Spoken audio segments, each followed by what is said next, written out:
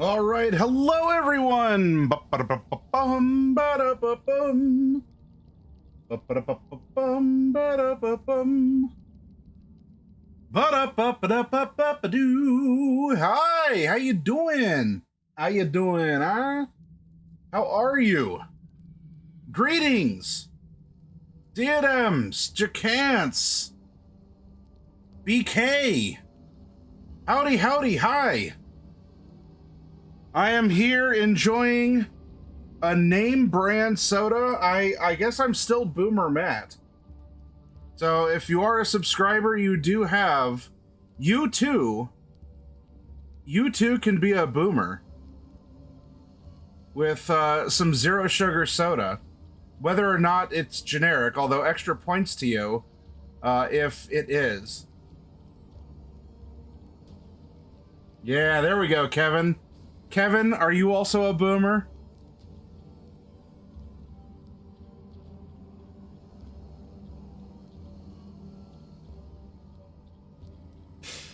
I know that you're a man of culture. That's been long established. I do not doubt that.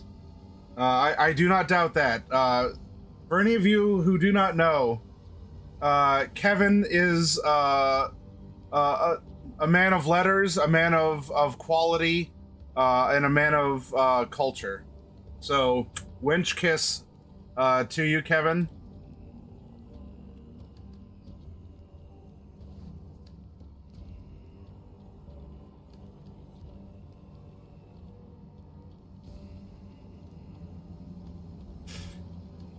In this context, yes, I'm drinking sun-kissed orange zero sugar. Yeah. Yes. Good. Good. Oh, jeez. Much like Raceland, my lungs have been cursed. I've had this lingering, like, I'm not even sick. I don't have a temperature. I'm not miserable. I mean, unless I make myself because I overdo things at the office, moving stuff or whatever, right? But I've just had this super low level. It's just like a little like speck of crud, like in my windpipe right here, and it's a dry thing, and I don't know. My health has been shattered, like Raceland Majir, I'm afraid. All right, so there's a couple things to go over. Speaking of Raceland, there's things happening, and we need to get to it. Because where we left that crew, it was not looking so good. Twas not looking so good. So, a few announcements. Presuming that other parts aren't delayed, like a part today was, I should have computer components in tomorrow. And on Saturday, whether or not Bane can make it for a special appearance, on Saturday, I theoretically am going to have an early broadcast where I am going to be building a computer with Bane. So I'll have a live camera on, and I'll be filming stuff with my own little gadget and gizmo aplenty here. So it'll be fun, and I want to try doing some video editing and other stuff with the A and the B roll, and try testing out the new hardware. I hope you'll stop by for it, because I've never done this before, and it's going to end in success, or I might just destroy several $100 or $1,000 worth of equipment. It'll be terrible, and everything will be on fire. That's of course when you stop by, Kevin, you have the pizzas, and you see me whipping around like a flaming power supply unit, and Bane is like on the floor holding his head and looks like he's been like dazed or something, right? As the meme goes. So it'll be fun. It's something new that I haven't done on stream before. Look, 2025, this is my year. I'm going to do some different stuff. I mean, reading a book to you all, that's not just a rule book or a review, okay? Building a computer. I'm going to be taking you up in Biddy. And in this case, Biddy is the name I registered with the FAA for my little drone here. When the weather is getting better as spring approaches, I should be able to take you up in the drone and take you flying out in the parks and over the lake here in town.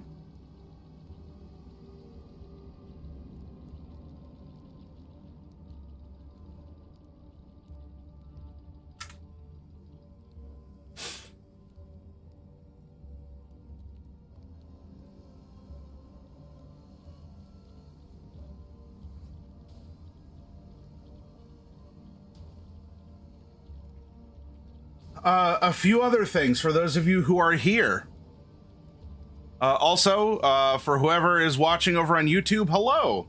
Hi, how you doing? I have some art to show off. Now, I don't know what it means. I've had no hand in this art, clearly, because I never do. I'm a very hands-off person who doesn't believe in art for the sake of art. Anyway... You probably, if you were here yesterday, you probably saw these two. We have Awe and we have Carrie Dismuth, also known as Carrie. Okay? By the way, the art is not final. It is subject to refining. Now, I heard a nasty rumor that there are 2 more pieces of art ready to show off. Let's see if that rumor is true. Oh, why yes, it is. The rumor is in fact true. Now, what does it mean? What does it mean? Pardon.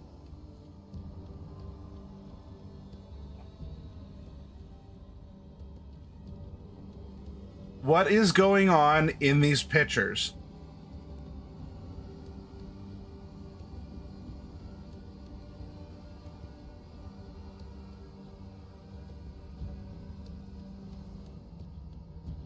And that's the final one that hasn't been shown off yet, is we have one of Prizzy the Prize Goblin. So we have Awe the Store Ghost, Carrie Dismuth the Drider,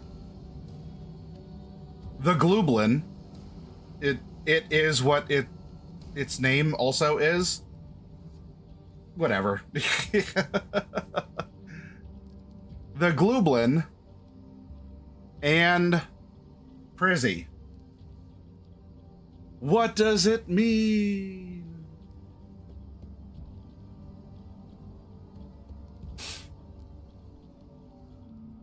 I hope you enjoy the art and what this will mean in the weeks to come. Because creativity is something that should always be in process. Almost look like she... Oh, with me? Oh, the... Are we talking the Glooblin?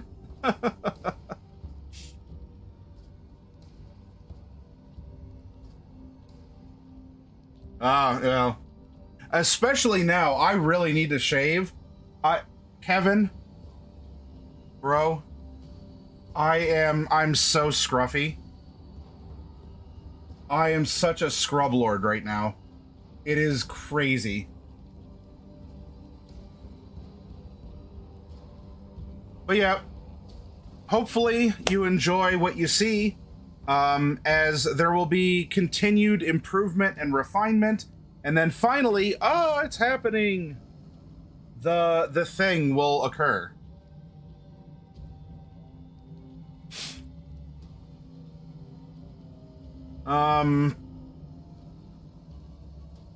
The other announcements, let's bring it up super quick like.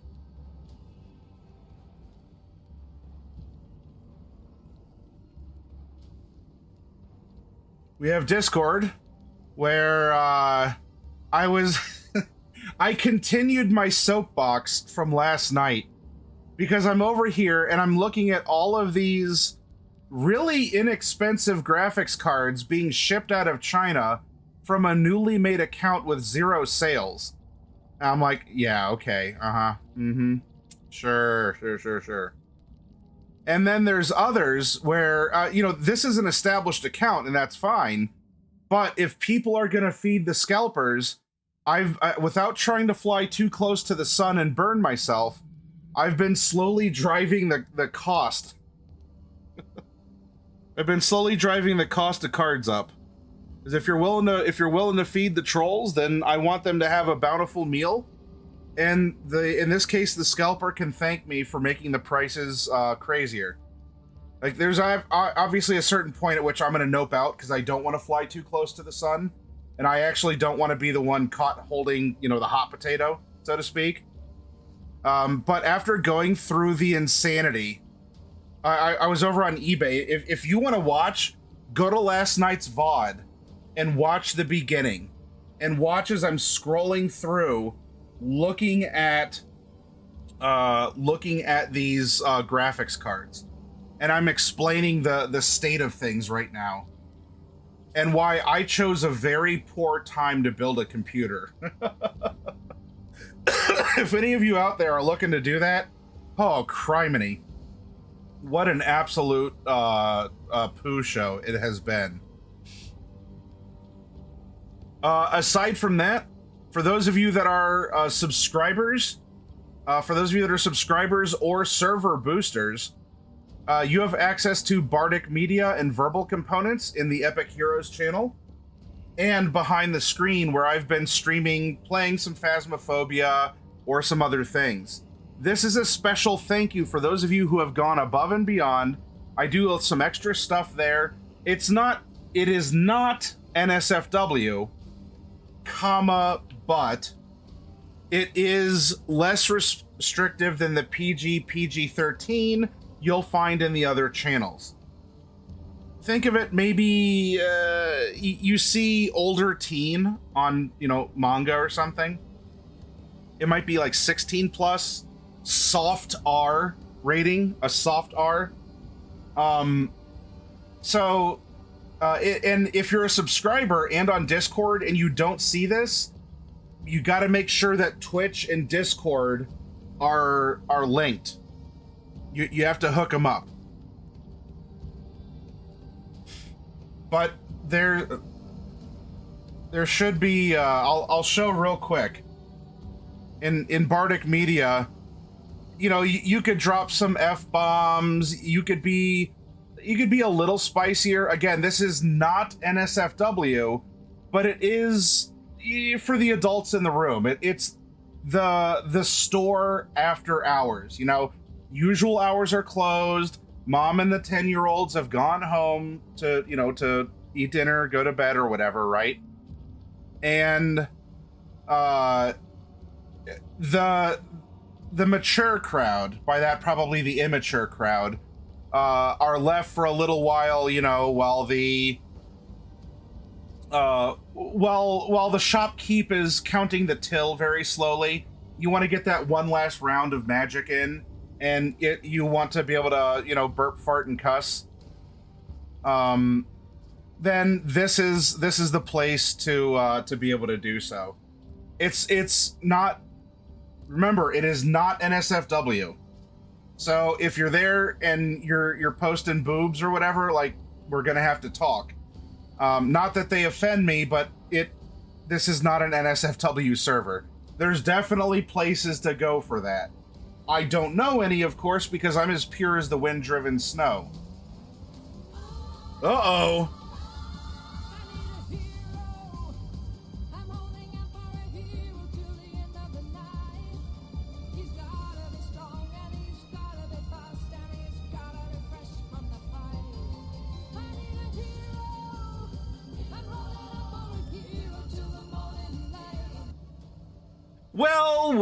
Well, if it isn't Mythical Turian coming in strong with a raid. Let's give you a shout out. Mythical Turian. Shout out. Mythical Turian. Excellent. The Mass Effect, very good. So you were role playing tonight. How are your decisions? Did you make good decisions, Mythical? Did you make good decisions tonight in your Mass Effect game? Or were you pushing the maturity level? But howdy, I hope you're doing well. Thank you for coming over to the Hero Zone. I'm going through the announcements and the warm-up. I need to get my voice ready because we are going to be reading some Dragonlance Chronicles. And we're going to be doing that shortly. The last announcement, really, for those of you who came over from Mythical here, we have, what was it, 17 and a half boxes? 1, 2, 3, 4, 5, 6, 7, 8, 9, 10, 11, 12, 13, 14, 15, 17 and a half boxes to go. Oh, you're harvesting the Friend of the Fiend. Also, nice to see you as well. A lot of planetary resource harvesting, was it then, friend? Yeah, you're very welcome, Mythical. You're very welcome. Thank you for stopping by with your crew, and I hope you had fun role-playing. Or as Friend of the Fiend said, you were doing a lot of planetary scanning and some resource harvesting. But I have 17 and a half boxes left in this channel fundraiser. I would love for this week, let's close this out, and I'm giving away a Gargantuan Tiamat. It's a $400 mini on top of all of the minis that are going out here. So even if you don't want minis for yourself, if you want to help supply minis to others, you can do so through a community given box, or if you specifically want to fund an entire box, you can do that. And by default, your name goes in for the Tiamat poll, and the other person receives the box of 10 or equivalent minis. So that's here. This is a channel fundraiser. I am yeeting myself out of one of my offices after tomorrow because my lease is up, and I need the room. So get minis off of me for less than what it costs me to buy them from a distributor. This is a hell of a deal. You're stepping up. I know it's a big ask, but you all have been stepping up, and I can't say thank you enough. Yeah, Mythical, we need to resolve that, and especially, Mythical, this would be a great time if you wanted extra minis. This is going to be the way to do it because, again, the minis are less than distributor cost. And that might make the box that needs to go out to you more worthwhile because, especially for something as light as the miniatures, if you have a box with like 10 minis in it, it will cost almost the same as a box with 50 minis in it. Because there's just that initial everything to get it over. And then after all that, then the weight will have a little bit of an effect. So if you want to load up on minis, Mythical, this would be a good way of doing it, and possibly even win a Gargantuan Tiamat in the process. This is a house cat sized mini that's already painted up. Hi, Sierra. Have anything sci-fi? I do have some Spelljammer. I do have some Spelljammer, which is kind of sci-fi. Maybe, I don't know if Eberron would really count. But these are WizKids minis from mostly the D&D line, but I do have some Pathfinder as well. Hi, Oni, how you doing? Speaking of fellow streamers.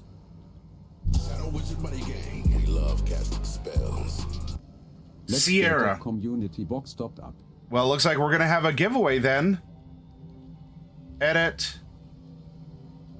So this, there we go. Community gives too. So we will have a box to give away tonight. Oni, it's been a weird day, not necessarily a bad one. Oh, Oni, you were asking about computer parts. I went on a bit of a tirade last night before reading Dragonlance because of the state of GPUs and how they're getting scalped, and how all these people on eBay Oh, thank you, Jacance. And how all these people on eBay are having a Mexican standoff with each other, but instead of them like bringing the price down even incrementally, like, oh, I'm selling a card for $4,000, a $2,000 card, by the way. I'm selling a 2,000 card for 4,000. Well, I'm selling mine for 3,999. And then the next compadre says, I'm selling mine for 3,995. And then they're all looking like this, and they're incrementally coming down. The shit show on eBay is I'm selling a $2,000 card for 4,000. Oh yeah, partner, I'm selling a $2,000 card for 5,000. Well, whoo doggies, if I won't sell my card for 6,000. And then the other two are just going, what? How can we beat that? We're gonna have to charge $6,100 for a $2,000 card. Now what's your move, partner?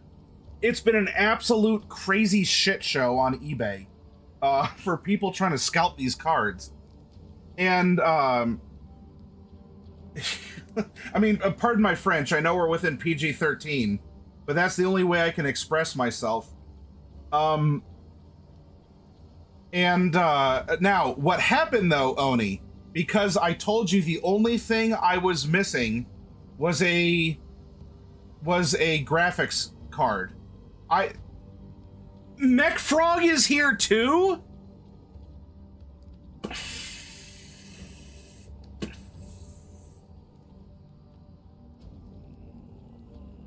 Mythical Turian, it reminds me of the common phrase, and it was used in, I think, the second Matrix movie. Cussing in French is like wiping your ass with silk. Well, Oni, I don't have a choice, okay? Unless I want to feed the trolls and pay scalper prices, which I don't want to do. There's a website called Newegg that sells computer parts. Newegg has every now and again something called the Newegg Shuffle, which is you throw your name into a hat, and they offer some things. In this case, graphics cards that they still have in stock and are going to sell to the winners at MSRP. I entered the last Newegg Shuffle, and I won the chance to buy a 5070 Ti at MSRP. And I said, well, that's not the card I was hoping for. And not because I'm an epic RGB gamer, right? I don't need, 8K, 240 FPS, fake frame, rendering, all this other stuff. I'm not a crypto farmer. I don't run an AI server. However, what I do, I said do, is I make videos. I stream, but I also make videos. And I want to make more and better videos.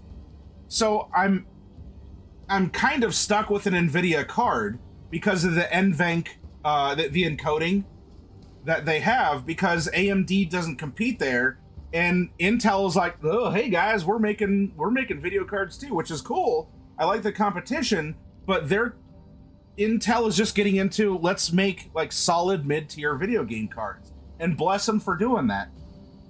I can't do that right now. In fact, I don't play a lot of video games at all. If I do, it's probably Phasmophobia, which is hardly 8K 240 FPS ray tracing and meme frames or all that other stuff, right? Hey, Afterfov. So I said, you know what? Any port in a storm, I will grab this. I'll grab this 5070 Ti. I paid MSRP. It's on its way, and maybe later, because I don't know. It'll be until summertime, maybe when supply and pricing normalizes. Then I can look at upgrading from there. But I'd rather have something in my computer than not. And in looking at it, the 5070 Ti normally, kind of mostly, maybe in rare circumstances, does beat a 4080 Super. However, the one that I won which is the Asus Tough. So it's made with like thicker materials, or there's a process makes them whatever military grade and whatever, right? It's tough. You get what it says on the label. This card, specifically the Tough card, because of the materials, actually is the best to overclock of the 5070s because of the extra heat dissipation and the quality of the material, meaning that I could actually end up with a card that will beat a 4080 Super, if only marginally, but more consistency. With more consistency, it doesn't have RGB stuff on it. If it does, I don't know where. And it doesn't match the color of the case, but you know what? I YOLO'd it. You miss 100% of the shots you don't make. I entered this Newegg shuffle. I won the chance to get a 5070 Ti at MSRP from Newegg, so I bought it. Yep, all right. Have a good night, Mythical Turian. Thank you for stopping by. Yep, good. Even though I might sound passionate or emphatic, I'm not upset. I'm not culture war BSing or anything. I'm speaking my piece, and I do it to vent and also be constructive. So be well, Mythical. Thank you for coming over. Yep, any HDMI port in a storm, or any display port in a storm.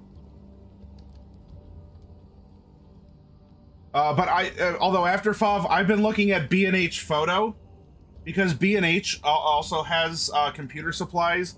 So B&H, Newegg, eBay, and Amazon. I've had tabs open. Like I've been looking at cross pricing and all this other stuff, and trying to find something here. But the final piece fell into place very randomly, and you know what? Small blessings. Be thankful for the small blessings. And I don't want to sound like, oh, first world problems. He only is getting a 5070 Ti. Wah, wow. I don't want to be that person, right? My nose is not up in the air. I'm a tall fellow. I'm a tall drink of water, but my nose isn't that high up in the air. I do most of my PC shopping at Micro Center, but oh yeah, I was looking at Micro Center as well. But of them is 20 minutes away from me, so that's not an option for everyone. Yeah. Yeah, eBay is buyer beware. I was posting about that over in our table talk. Here. Because you have entries like this. Random letters and numbers, 0 sales, ships out of China, selling the card, buy it now for $80 plus $800 in shipping. Bruh.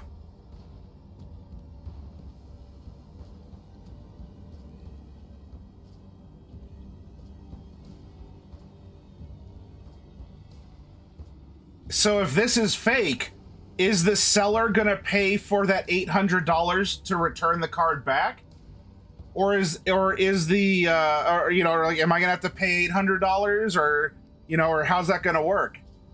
Like, and so there's all sorts of scam stuff, in my opinion, and I hate that I have to be this pessimistic. This should be about $1,000 card, maybe a couple $100 more if it's a third-party one, right? Okay. But look, another 0 sale out of China, selling at mostly MSRP. Bruh. I want to believe in this stuff. I want to believe in people, but this has been scammed, and people even trying to scam bots are getting removed and all this other stuff, and it's just, this is a complete dumpster fire. So I don't know, because I want all these cards here. I want to see these cards at this price, because this is what they should be. But I don't want the MSRP to feel like I'm meeting with a shady character in a back alley, and I'm getting some knockoff brand whatever. Or that this isn't, this isn't a card that fell off the back of a truck. Wink. You know? So even for all I know,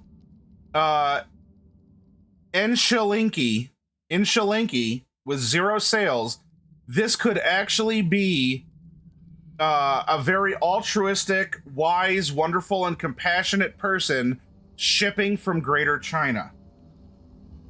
Wife and kids, takes care of pets, walks the neighbor's dogs, or whatever, whatever the case is. Upstanding model citizen, pays taxes on time every year, blah, blah, blah. And at the same time, because of all of the enshittification of what's happening right now, in Shalinki ain't getting my business, because this absolutely reeks of suspicion and scam. And I hate that feeling. I don't want to be negative. Because this should be what it's at. Surprise, right?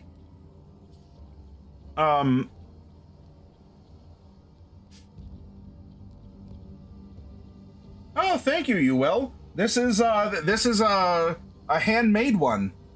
This is a handmade one.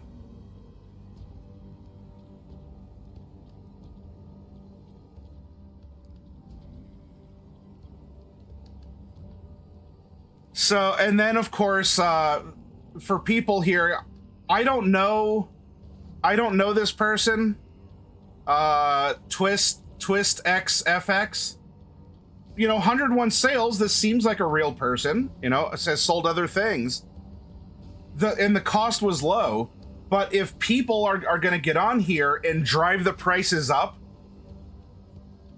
then I'm going to help them pay the highest price possible. So I've been going into auctions that are starting low, because look, the troll or the scalper can thank me, I guess. But I would increase my bid. This model is going for around $2,000. So I'm not really trolling if I put it at closer to MSRP for what the Gigabyte Arrow. I think that one's at 22, or not 20, $1,200, maybe $1,300, because it's a third-party card, right?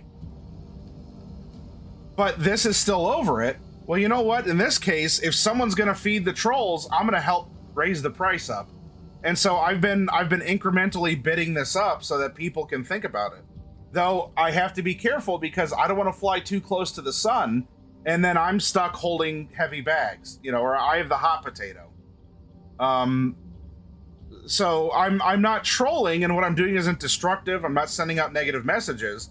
If anything, I'm aggressively bidding on cards that I feel are woefully undervalued in the market.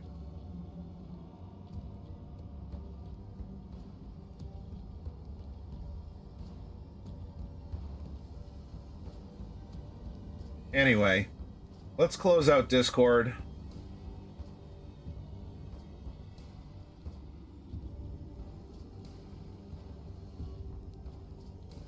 For those of you just joining, again, here's some upcoming art. For what? I don't know. It could be anything. Is it new emotes? Are they server stickers for Discord? Are they for some sort of promo?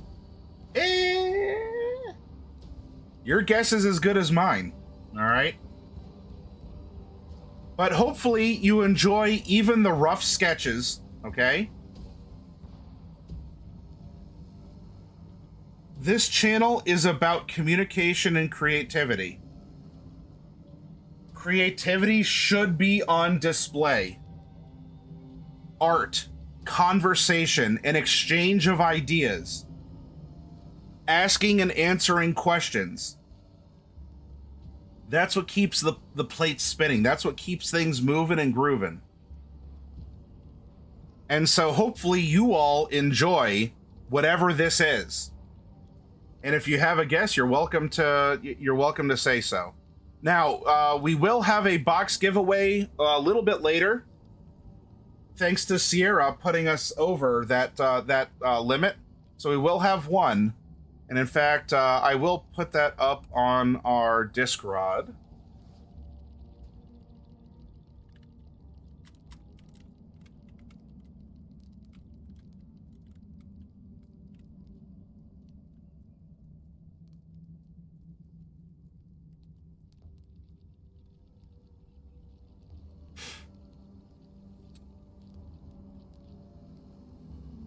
Now we're gonna go back here. Remember, something like the Dragonlance, something like the Dragonlance wiki.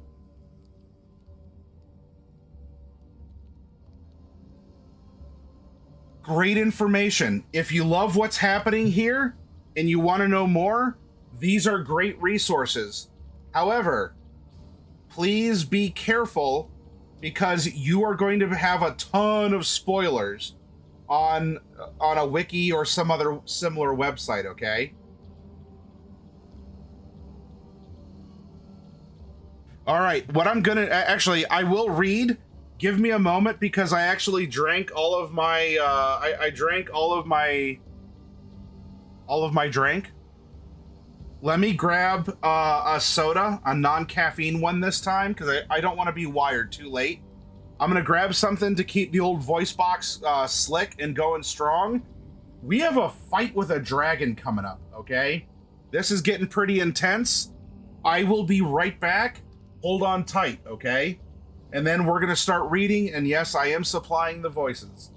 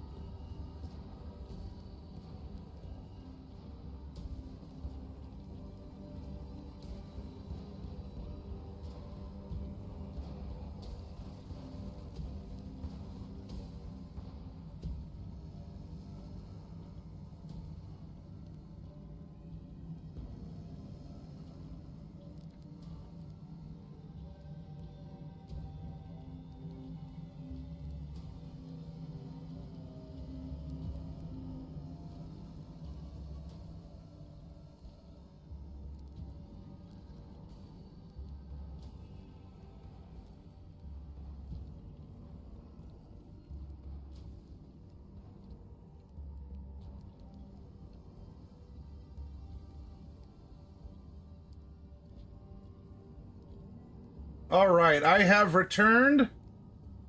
Bloop. Here we go. Whew,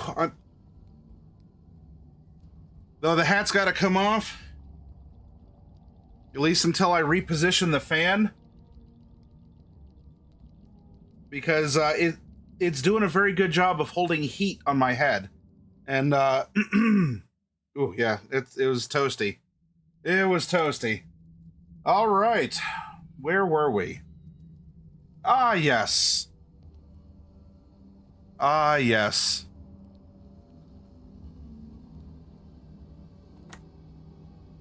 "21. The Sacrifice. The Twice Dead City." Hi, Raven. The Sacrifice. The Twice Dead City.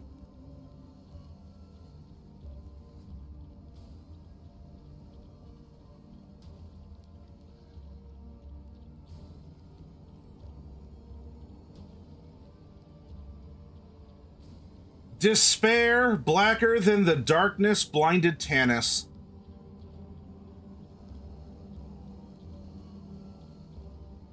It was my plan. The only way we had a chance to get out of here alive," he thought. It was sound. It should have worked. What went wrong? Raceland, could he have betrayed us? No. Tanis clenched his fist.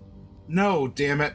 The mage was distant, unlikable, impossible to understand, yes. But he was loyal to them. Tanis would swear it. Where was Raceland? Dead, perhaps. Not that it mattered. They would all be dead.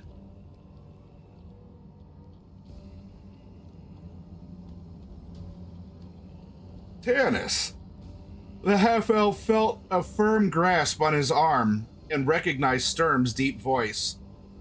I know what you're thinking. We have no choice. We're running out of time. This is our only chance to get the discs. We won't get another. I'm going to look, Tanis said. He climbed past the kender and peered through the grate. It was dark, magically dark. Tanis put his head in his hand and tried to think. Sturm was right. Time was running out. Yet how could he trust the knight's judgment? Sturm wanted to fight the dragon. Tanis crawled back down the ladder. We're going, he said. Suddenly, all he wanted to do was get this over with. Then they could go home. Home to solace.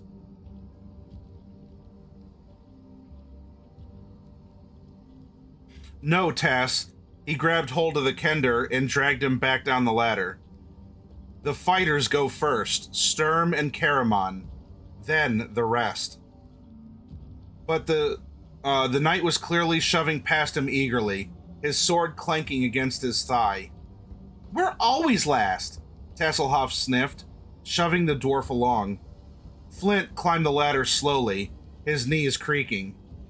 Hurry up, Tass said. I hope nothing happens before we get there. I've never talked to a dragon. I'll bet the dragons never talked to a kender either, the dwarf snorted. You realize, you harebrain, that we're probably gonna die. Tanis knows. I could tell by his voice. Tass paused, clinging to the ladder while Sturm slowly pushed on the grating. You know, Flint, the kender said seriously, my people don't fear death. In a way, we look forward to it. The last big adventure. But I think I'd feel badly about leaving this life. I'd miss my things. He patted his pouches. And my maps, and you, and Tanis. Unless, he added brightly, we all go to the same place when we die. Flint had a sudden vision of the happy-go-lucky kender lying cold and dead. He felt a lump of pain in his chest and was thankful for the concealing darkness. Clearing his throat, he said huskily, If you think I'm going to share my afterlife with a bunch of kender, you're crazier than Raceland. Come on. Sturm carefully lifted the grating and shoved it to one side. It scraped over the floor, causing him to grit his teeth. He heaved himself up easily. Turning, he bent down to help Caramon, who was having trouble squeezing his body and his clanking arsenal through the shaft. In the name of Istar, be quiet, Sturm hissed. I'm trying, Caramon muttered, finally climbing over the edge. Sturm gave his hand to Goldmoon. Last came Tass, delighted that nobody had done anything exciting in his absence. We've got to have light, Sturm said.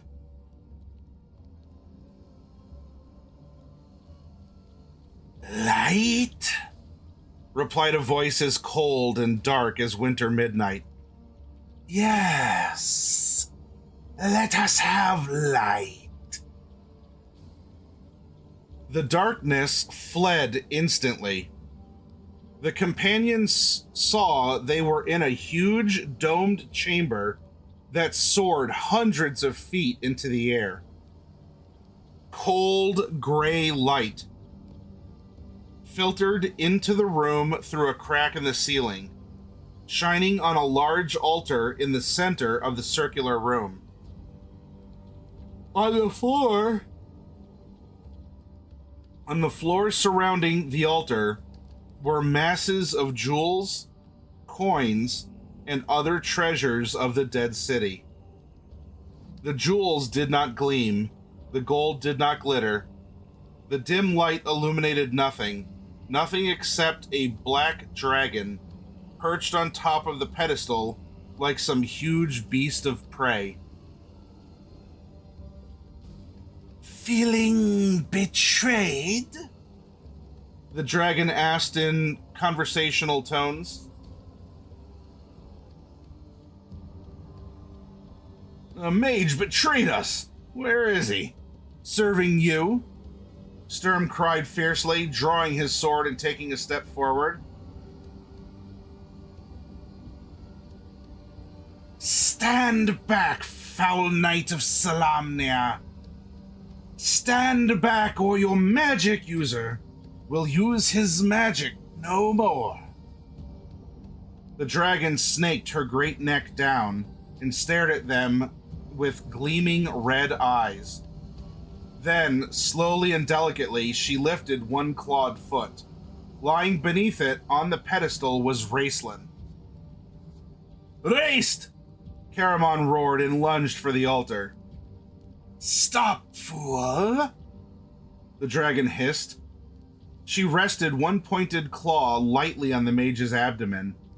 With a great effort, Raceland moved his head to look at his brother with his strange golden eyes. He made a weak gesture and Caramon halted. Tannis saw something move on the floor beneath the altar. It was Bupu, huddled among the riches, too afraid even to whimper. The staff of Magius lay next to her. Move one step closer, and I will impale this shriveled human upon the altar with my claw. Caramon's face flushed a deep, ugly red. Let him go, he shouted. Your fight is with me. My fight is with none of you, the dragon said, lazily moving its wings. Raceland flinched as the dragon's clawed foot shifted slightly, teasingly digging her claw into his flesh. The mage's metallic skin glistened with sweat. He drew a deep, ragged breath. Don't even twitch, mage, the dragon sneered. We speak the same language, remember? One word of a spell and your friends' carcasses will be used to feed the gully dwarves. Raceland's eyes closed as in exhaustion, but Tannis could see the mage's hands clench and unclench, and he knew Raceland was preparing one final spell. It would be his last. By the time he cast it, the dragon would kill him. But it might give Riverwind a chance to reach the discs and get out alive with Goldmoon. Tanis edged toward the plainsman. As I was saying, the dragon continued smoothly, I do not choose to fight any of you. How you have escaped my wrath so far, I do not understand. Still, you are here. And you return to me that which was stolen. Yes, Lady of Quayshu, I see you hold the blue crystal staff. Bring it to me. Tanis hissed one word to Goldmoon. Stall. But, looking at her cool marble face, he wondered if she heard him, or if she even heard the dragon. She seemed to be listening to other words, other voices. Obey me. The dragon lowered her head menacingly. Obey me, or the mage dies. And after him, the knight. And then the half-elf. And so on, one after the other, until you, Lady of Quayshu, are the last survivor. Then you will bring me the staff, and you will beg me to be merciful. Goldmoon bowed her head in submission, gently pushing Riverwind away with her hand. She turned to Tanis and clasped the half-elf in a loving embrace. Farewell, my friends, she said loudly, laying her cheek against his. Her voice dropped to a whisper. I know what I must do. I am going to take the staff to the dragon and... No, Tanis said fiercely. It won't matter. The dragon intends to kill us anyway. Listen to me. Goldmoon's nails dug into Tanis's arm. Stay with Riverwind. Stay with Riverwind, Tanis. Do not let him try to stop me. And if I try to stop you? Tanis asked gently, holding Goldmoon close in his arms. You won't, she said with a sweet, sad smile. You know that each of us has a destiny to fulfill. As the Forest Master said, Riverwind will need you. Farewell, my friend.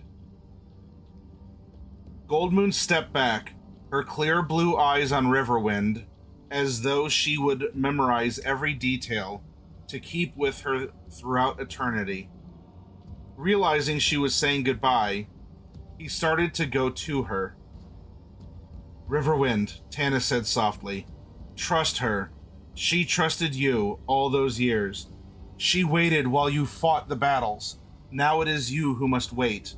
This is her battle. Riverwind trembled, then stood still. Tanis could see the veins swell in his neck.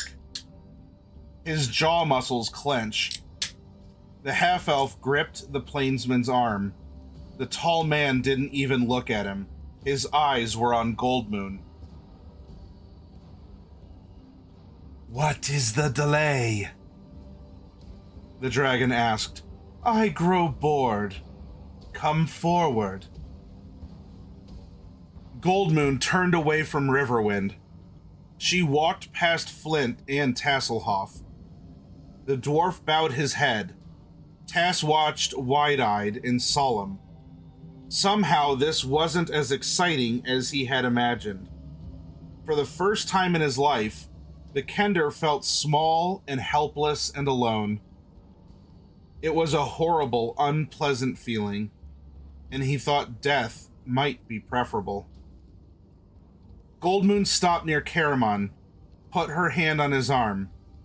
Don't worry, she said to the big warrior, who was staring at his brother in agony. He'll be all right. Caramon choked and nodded, and then Goldmoon neared Sturm. Suddenly, as if the horror of the dragon was too overwhelming, she slumped forward. The knight caught her and held her. Come with me, Sturm, Goldmoon whispered as he put his arm around her. You must vow to do as I command, no matter what happens. Vow on your honor as a knight of Solamnia.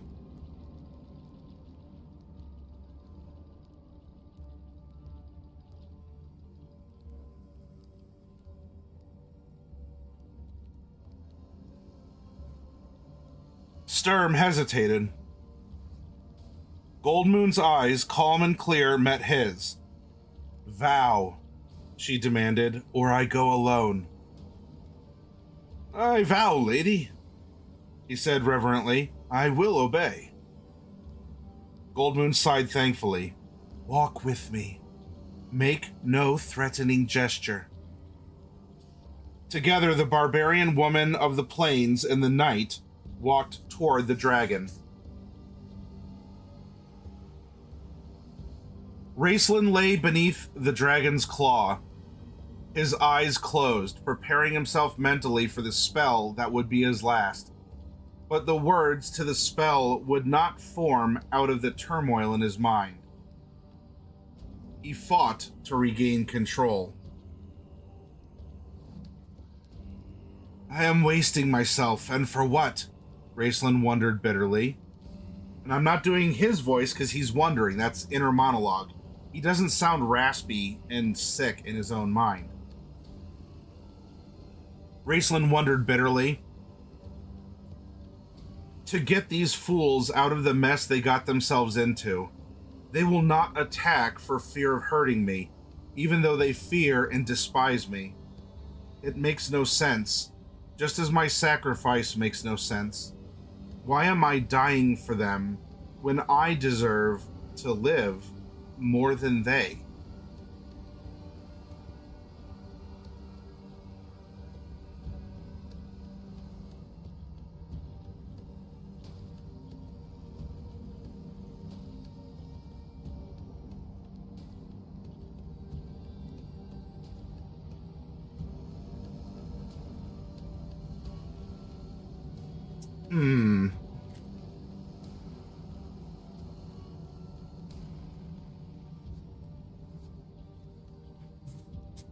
This is a disembodied voice. I'm going to try something.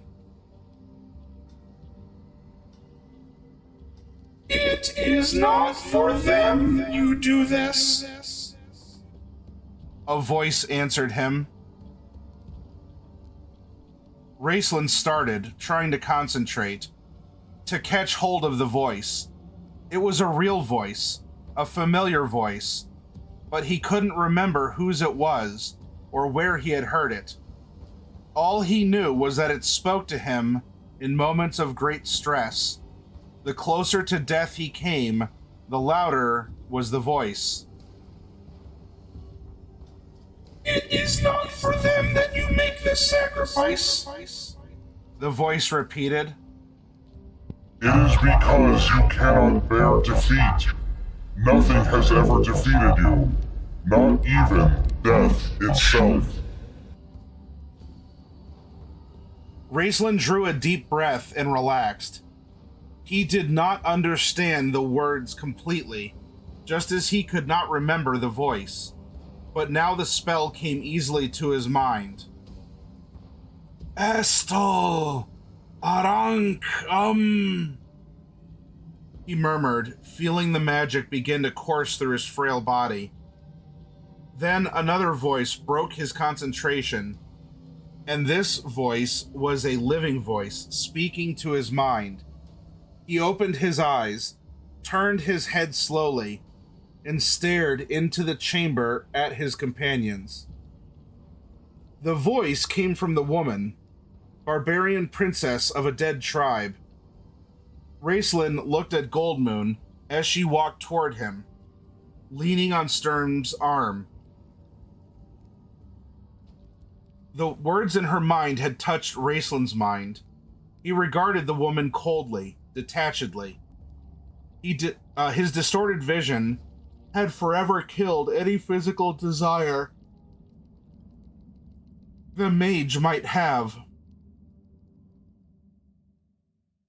The mage might have felt when he looked upon human flesh. He could not see the beauty that so captivated Tanis and his brother. His hourglass eyes saw her withering and dying. He felt no closeness, no compassion for her. He knew she pitied him, and he hated her for that. But she feared him as well. So why then was she speaking to him? She was telling him to wait. Raceland understood. She knew what he intended, and she was telling him it wasn't necessary. She had been chosen. She was the one who was going to make the sacrifice.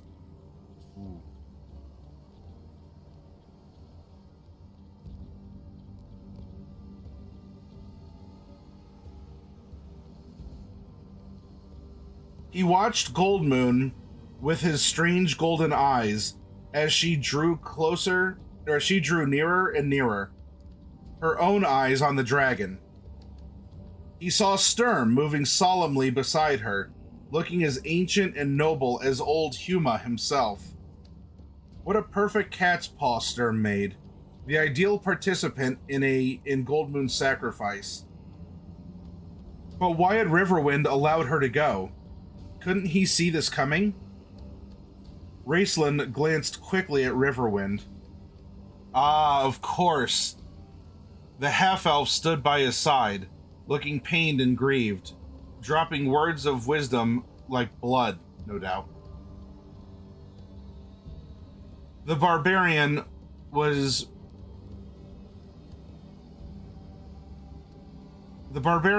becoming as gullible as Caramon. Raceland flicked his eyes back to Goldmoon. She stood before the dragon now, her face pale with resolve. Next to her, Sturm appeared grave and tortured, gnawed by inner conflict. Goldmoon had probably extracted some vow of strict obedience, which the knight was honor-bound to fulfill. Raceland's lip curled in a sneer. The dragon spoke, and the mage tensed, ready for action. Lay the staff down with the other remnants of mankind's folly, the dragon commanded Goldmoon, inclining her shining, scaled head toward the pile of treasure below the altar. Goldmoon, overcome with dragon fear,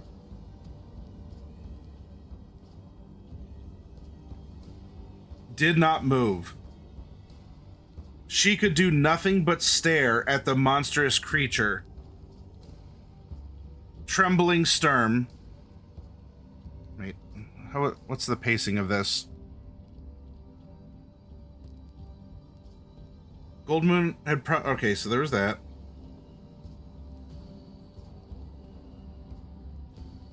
She could do nothing but stare at the monstrous creature. Trembling. Okay.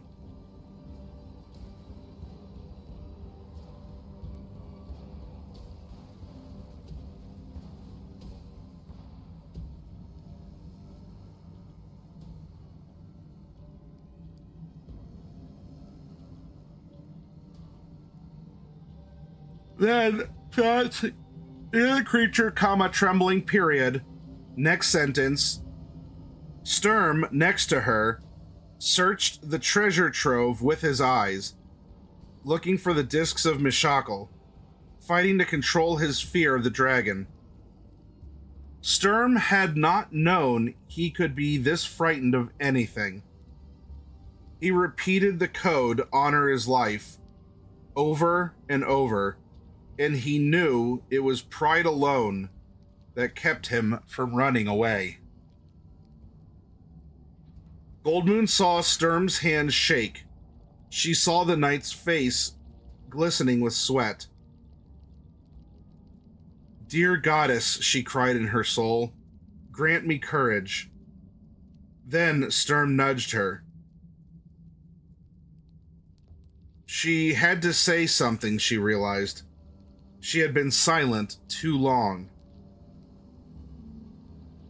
"What will you give us in return for the miraculous staff?" Goldmoon asked, forcing herself to speak calmly, though her throat was parched and her tongue felt swollen.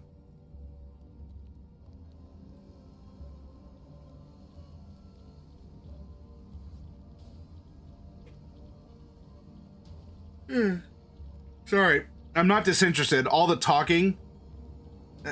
I eat dinner and such, and then I'm go live, and so my body's like, bro, why do you keep doing this? You need oxygen.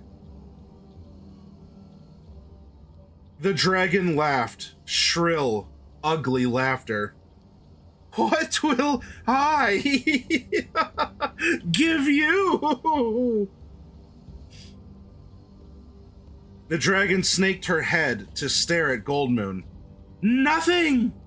Nothing at all! I do not deal with thieves! Still..." The dragon reared its head back, its red eyes closed to slits.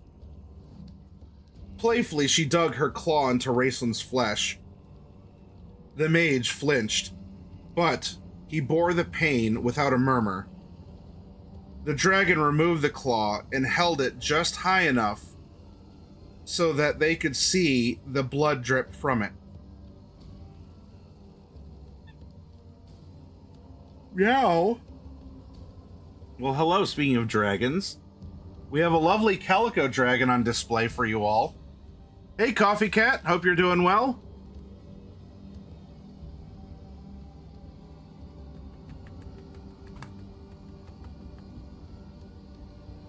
Smack the booty. Smack the booty. That tail's coming off this time. I mean it. Chop, chop, chop. I saw this in Minecraft. You punch a tree enough and it'll fall over. That tail, thwack, thwack, thwack, thwack. That tail's coming off. Right here in front of everyone. Everyone's gonna see it.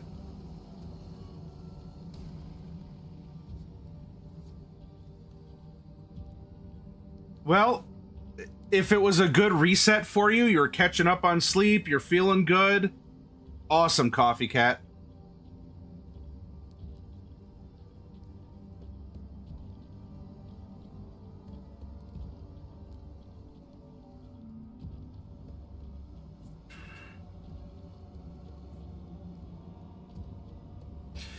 I don't deal with thieves. Still. The dragon reared its head back. Its red eyes closed to slits. Okay, so there's that. They could all see the blood drip from it. It is not inconceivable that Lord Verminard, the Dragon High Master, may view favorably the fact that you surrendered the staff. He may even be inclined to mercy. He is a cleric, and they have strange values. But know this, Lady of Quayshu, Lord Verminard does not need your friends. Give up the staff. Give up the staff now, and they will be spared. Force me to take it, and they will die. The mage, first of all. Hi, Rum Cask. Yep. I'm bopping her. I'm bopping her booty right here. Bop, bop, bop, bop. Bop, bop, bop, bop, bop, bop, bop, bop, bop, bop, bop, bop. Yeah, you got me back, huh? You thwacked me?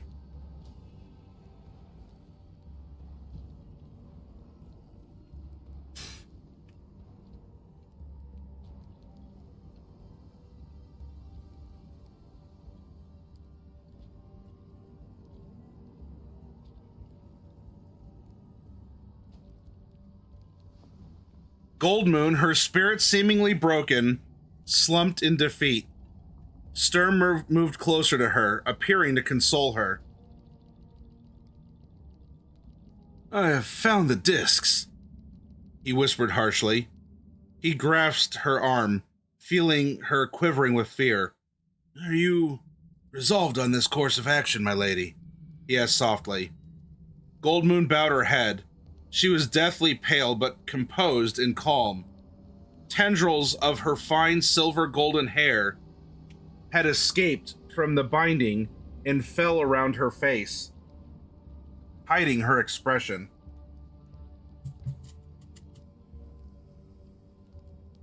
Hiding her expression from the dragon. Though she appeared defeated, she looked up at Sturm and smiled. There was both peace and sorrow in her smile, much like the smile on the marble goddess. She did not speak, but Sturm had hit... Ma'am.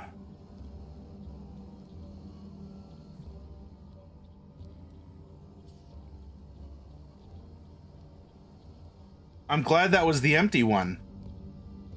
Yeah.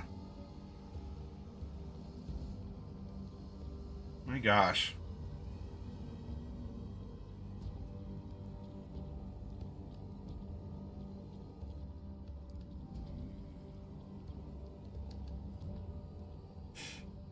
Now where was I?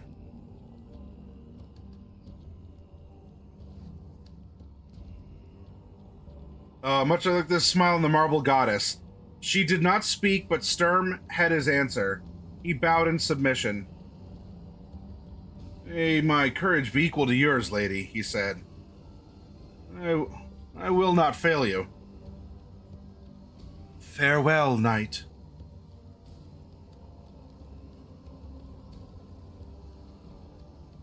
No, off the keyboard. I don't want to rename my Windows device. Off the keyboard. You all can't see this. She opened... What did you open up? What is this?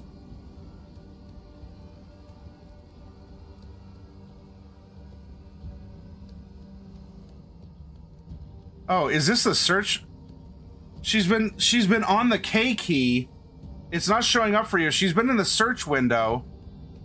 And the K key has been pressed for a while. I just had to delete about 1,000 Ks out of it.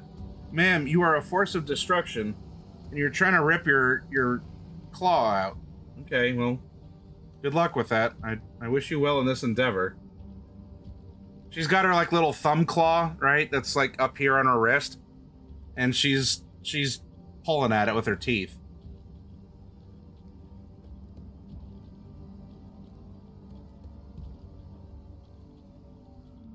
Watch streamer lose 1,000K in 30 seconds. Off the keyboard. Come on. Ma'am. I love you, but you are every...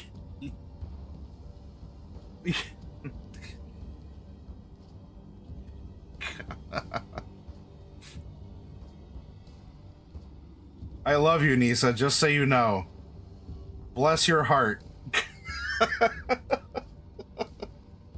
Gosh. Did I drop my bookmark? Ah, it did get knocked over too. Hang on.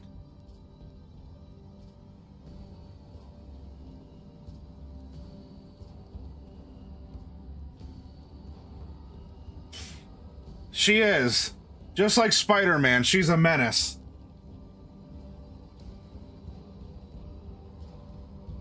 All right.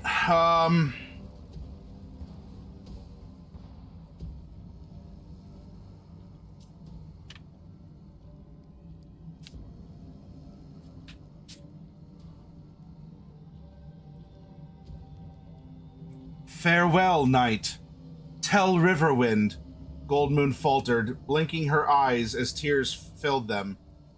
Fearing her resolve might yet break, she swallowed her words and turned to face the dragon as the voice of Mishakal filled her being, answering her prayer.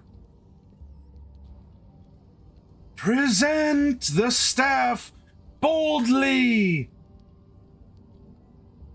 Goldmoon, imbued with an inner strength, raised the blue crystal staff.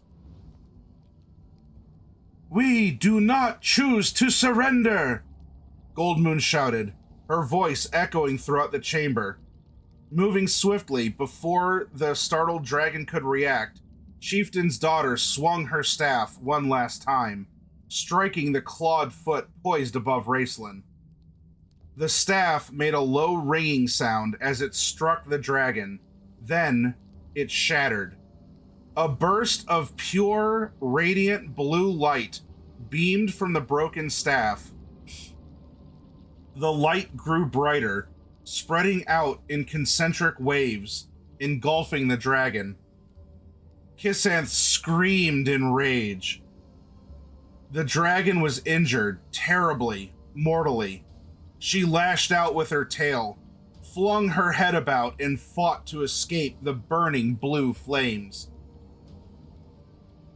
She wanted nothing except to kill those that dared inflict such pain, but the intense blue fire relentlessly consumed her, as it consumed Goldmoon.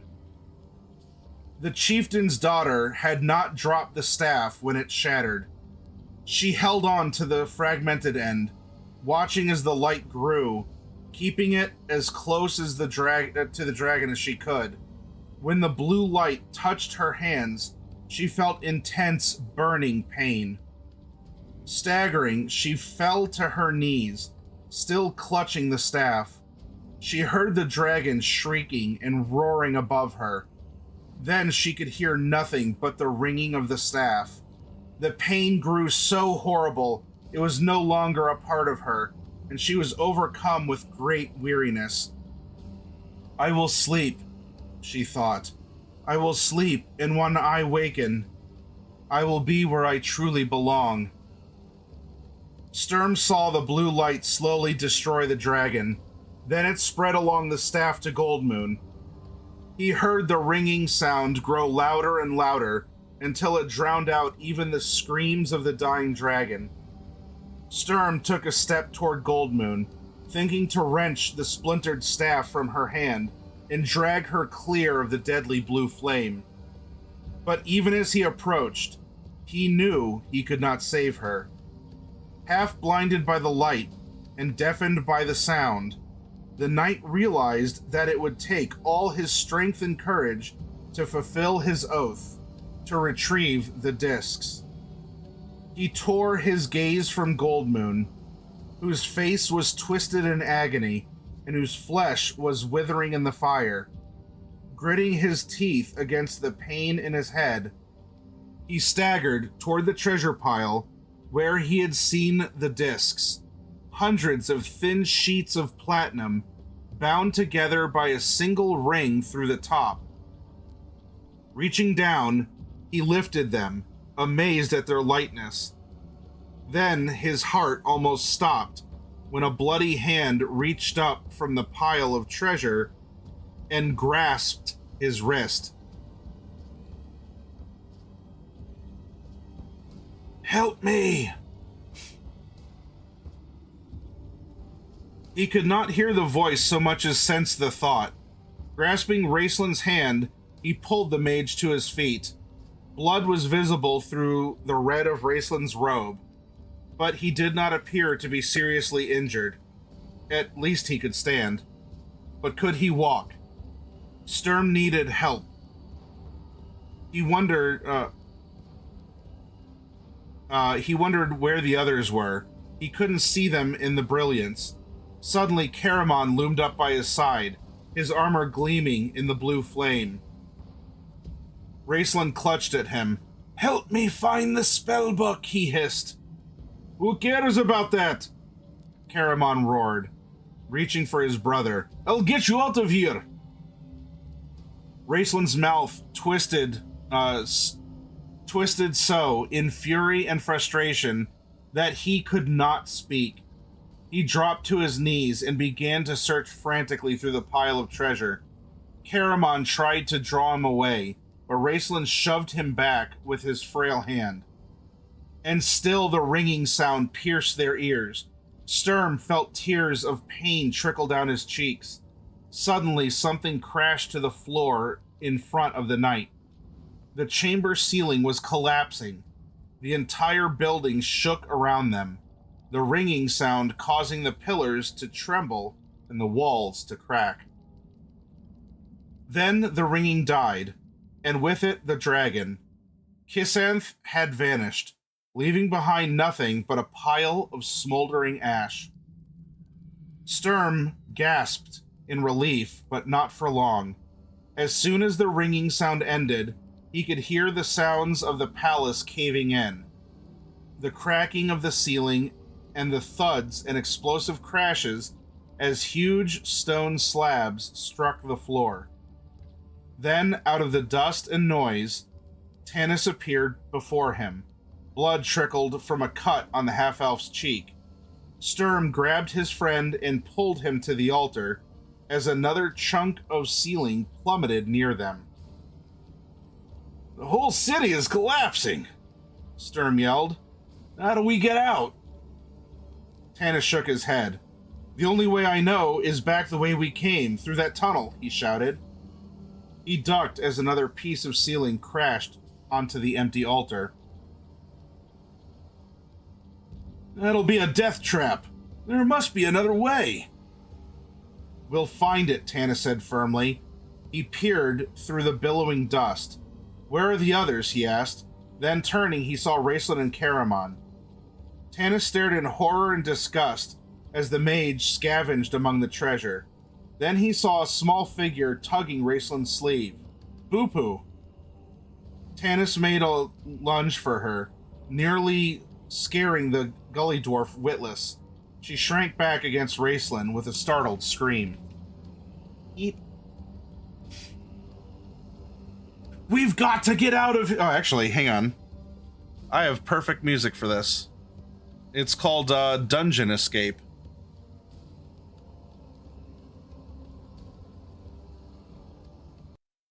Or Dungeon Collapse.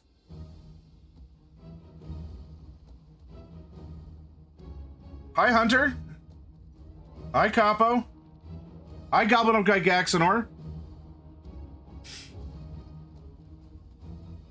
"We've got to get out of here. Brah, take my hand," Tanis roared. "Get to the escape hatch. Do it now." Brah. He grabbed hold of Raistlin's robes and dragged the slender young man to his feet. Stop looting! And get that gully dwarf of yours to show us the way out! Or so help me! You'll die by my hands! Ah! Raistlin's thin lips parted in a ghastly smile as Tanis flung him back against the altar. Bupu shrieked. "Come! We go! I know way!" "Raist," Caramon begged. "You can't find it! You'll die if we don't get out of here!" "Very well," the mage snarled. He lifted the staff of Magius from the altar and stood up, reaching out his arm for his brother's aid. "Bupu, show us the way," he commanded. "Raistlin, light your staff so we can follow you," Tanis ordered. "I'm going to find the others." "Over there," Caramon said grimly. "You're going to need help with the plainsmen." Tanis flung his arm over his face as more stone fell, then jumped across the rubble. He found Riverwind collapsed where Goldmoon had been standing, Flint and Tasselhoff trying to get the plainsman to his feet. There was nothing there now except a large area of blackened stone. Goldmoon had been totally consumed in the flames. "Is he alive?" Tanis Alright, I'll stop that. "Is he alive?" Tanis shouted. "Yes!" Tass answered, his voice carrying shrilly above the noise. "But he won't move!" "I'll talk to him," Tanis said. "Follow the others. We'll be there in a moment. Go on." Tasselhoff hesitated, but Flint, after a glance at Tanis's face, put his hand on the Kender's arm.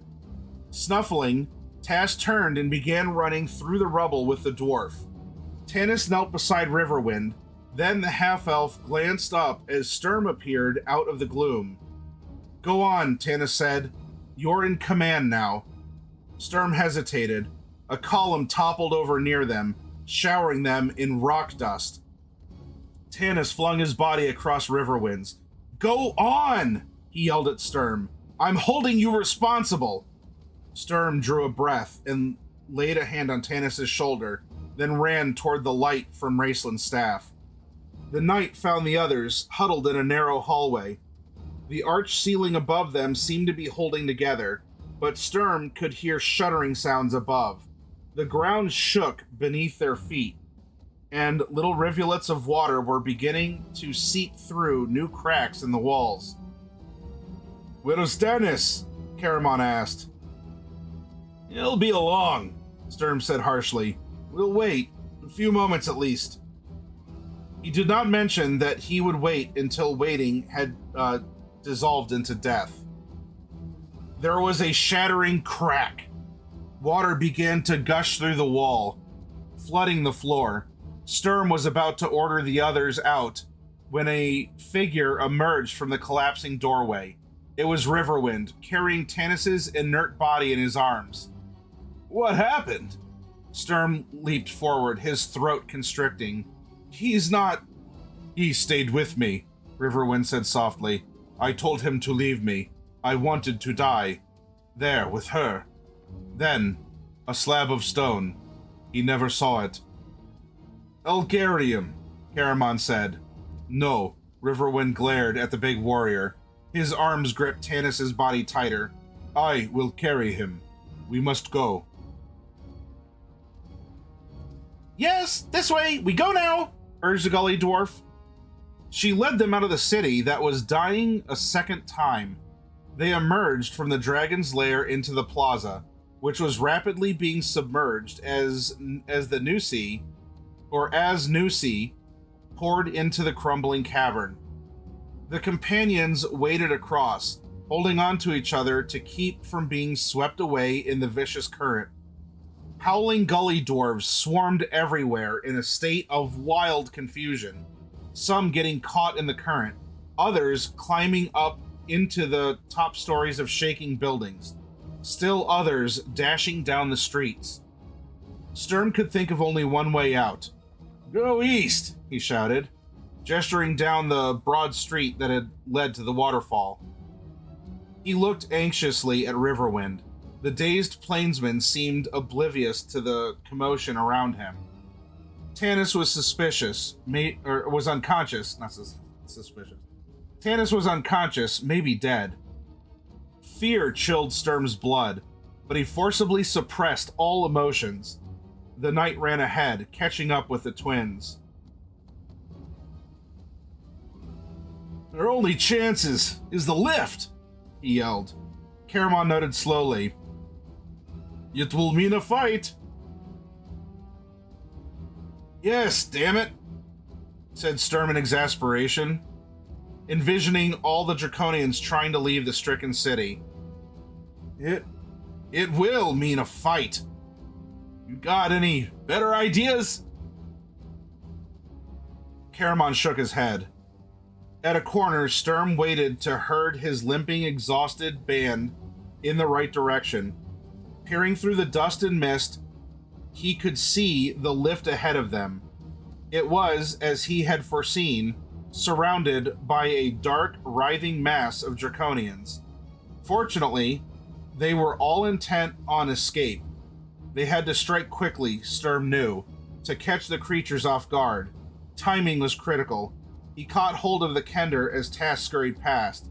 "Tass!" he yelled. "We're going up the lift." Tasselhoff nodded to show he understood, then made a face to imitate a Draconian and slashed his hand across his throat. "When we get near," Sturm shouted, "sneak around to where you can see the pot descending. When it starts to come down, signal me. We'll attack when it reaches the ground." Tasselhoff's topknot bobbed. "Tell Flint," Sturm finished, his voice nearly gone from shouting. Tass nodded again and raced off to find the dwarf.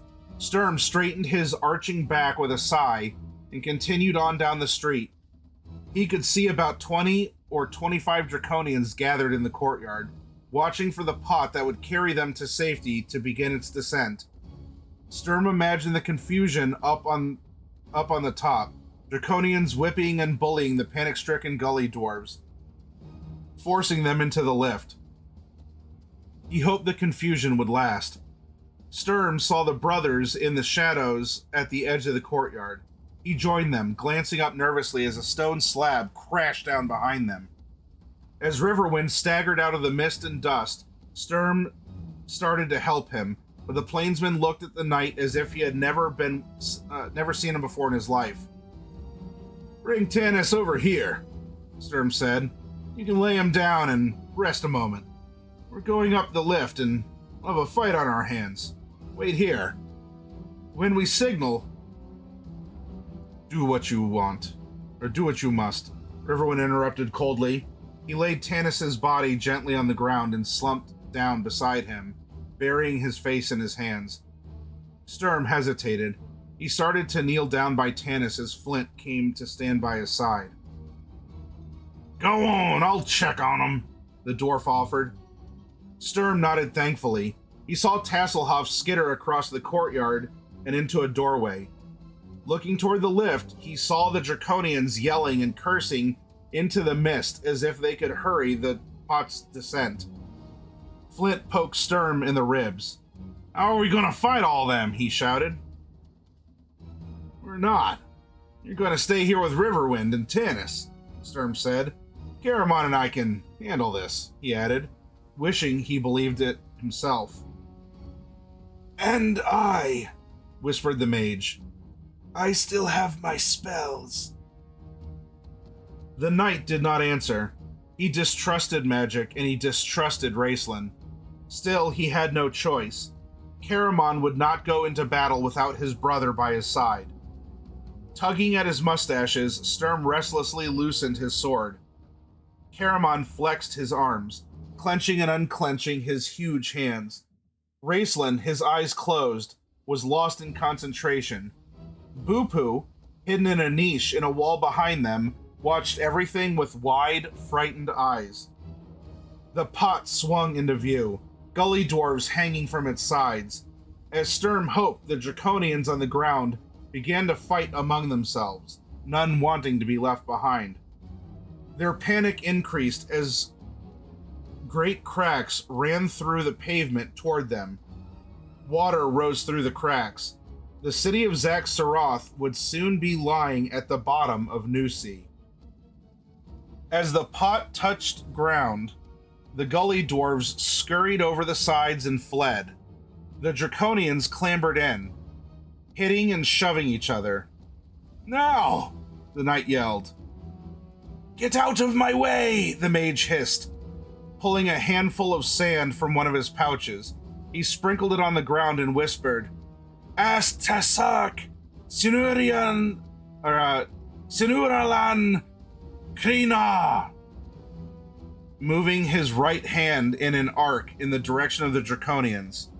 First one, then a few more blinked their eyes and slumped to the ground in sleep, but others remained standing, glancing around in alarm. The mage ducked back into the doorway, and, seeing nothing, the Draconians turned back to the lift, stepping on the bodies of their sleeping comrades in their frantic rush. Raceland leaned against the wall, closing his eyes wearily. "How many?" he asked. "Only about 6. Caramon drew his sword from its sheath. "Just get in the damn pot," Sturm yelled. "We'll come back for Tanis when the fight's ended." Under cover of the mist, the two warriors, swords drawn, covered the distance to the Draconians within a few heartbeats. Raceland stumbling behind. Sturm shouted his battle cry. At the sound, the Draconians spun around in alarm, and Riverwind raised his head. The sound of battle penetrated Riverwind's fog of despair. The plainsman saw Goldmoon before him, dying in blue flame. The dead expression left his face, replaced by a ferocity so bestial and terrifying that Bupu, still hiding in the doorway, screamed in alarm.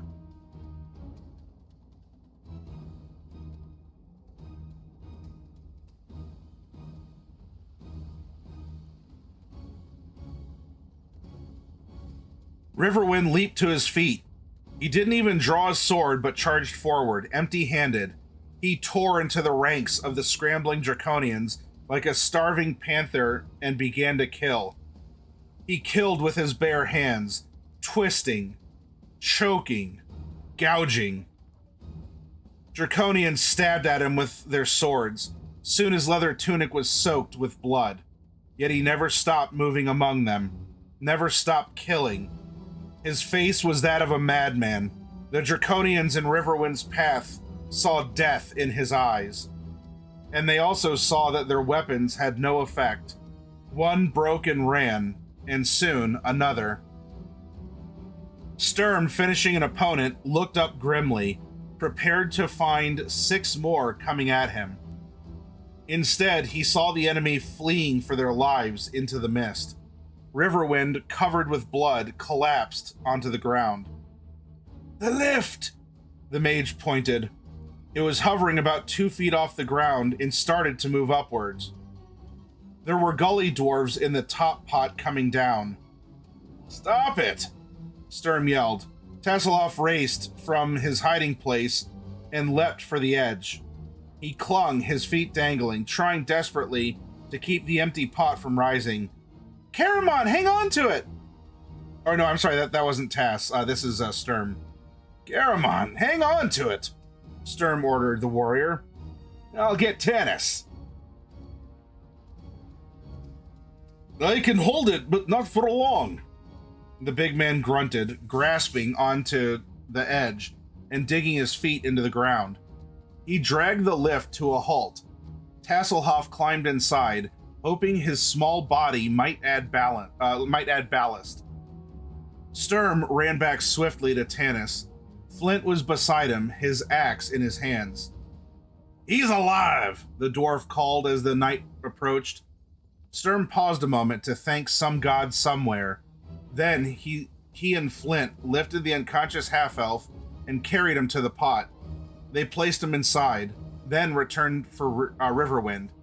It took 4 of them to get Riverwind's bloody body into the lift. Tass tried without much success to staunch the wounds with one of his handkerchiefs. "Goody!" Caramon gasped. Despite all his efforts, the pot was rising slowly. "Get in!" Sturm ordered Raceland. The mage glanced at him coldly and ran back into the mist. Within moments, he reappeared, carrying Boo-Poo in his arms.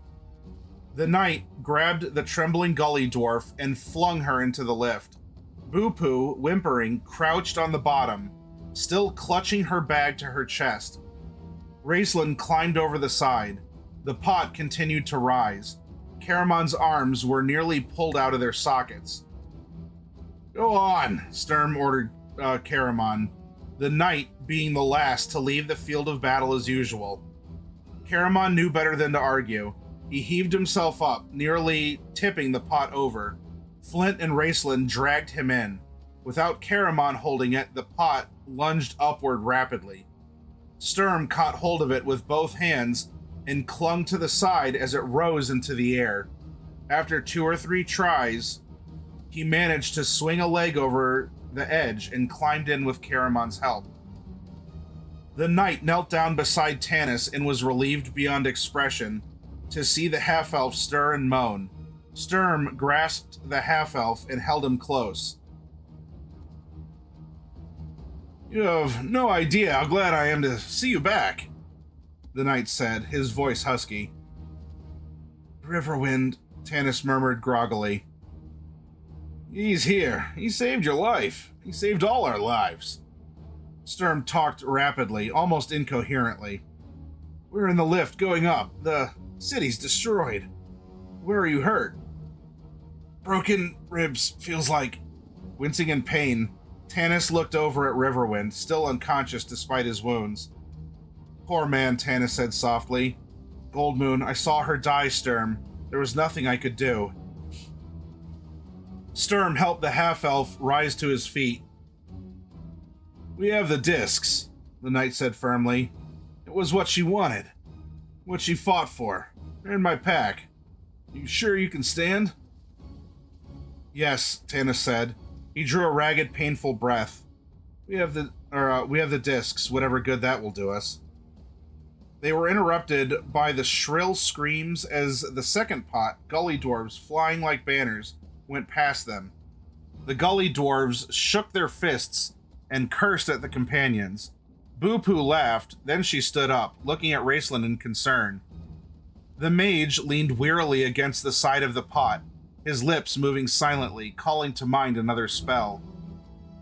Sturm peered up through the mist. Wonder how many will be at the top, he asked. Tanis too glanced up. Most have fled, I hope, he said. He caught his breath sharply and clutched at his ribs. There was a sudden lurch. The pot fell about a foot, stopped with a jolt, then slowly started to rise again. The companions looked at each other in alarm. The mechanism.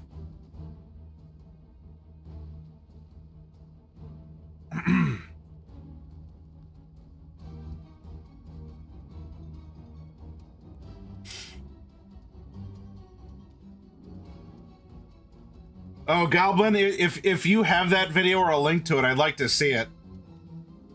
Sierra says, closest thing to a bath those gully dwarves have ever had. Not a fan of gully dwarves, are we, Sierra? Okay, I gotcha. I gotcha.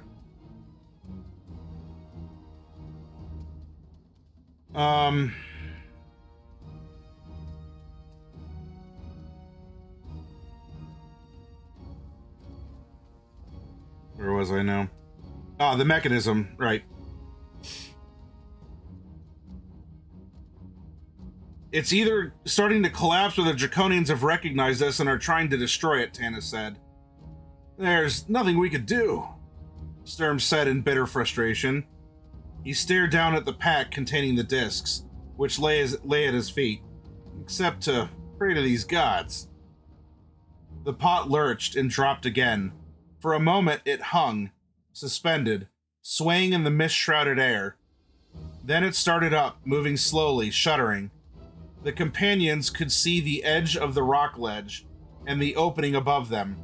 The pot rose inch by creaking inch, each of those inside mentally supporting every link of the chain that was carrying them up to... Draconians! Cried Tash shrilly, pointing up.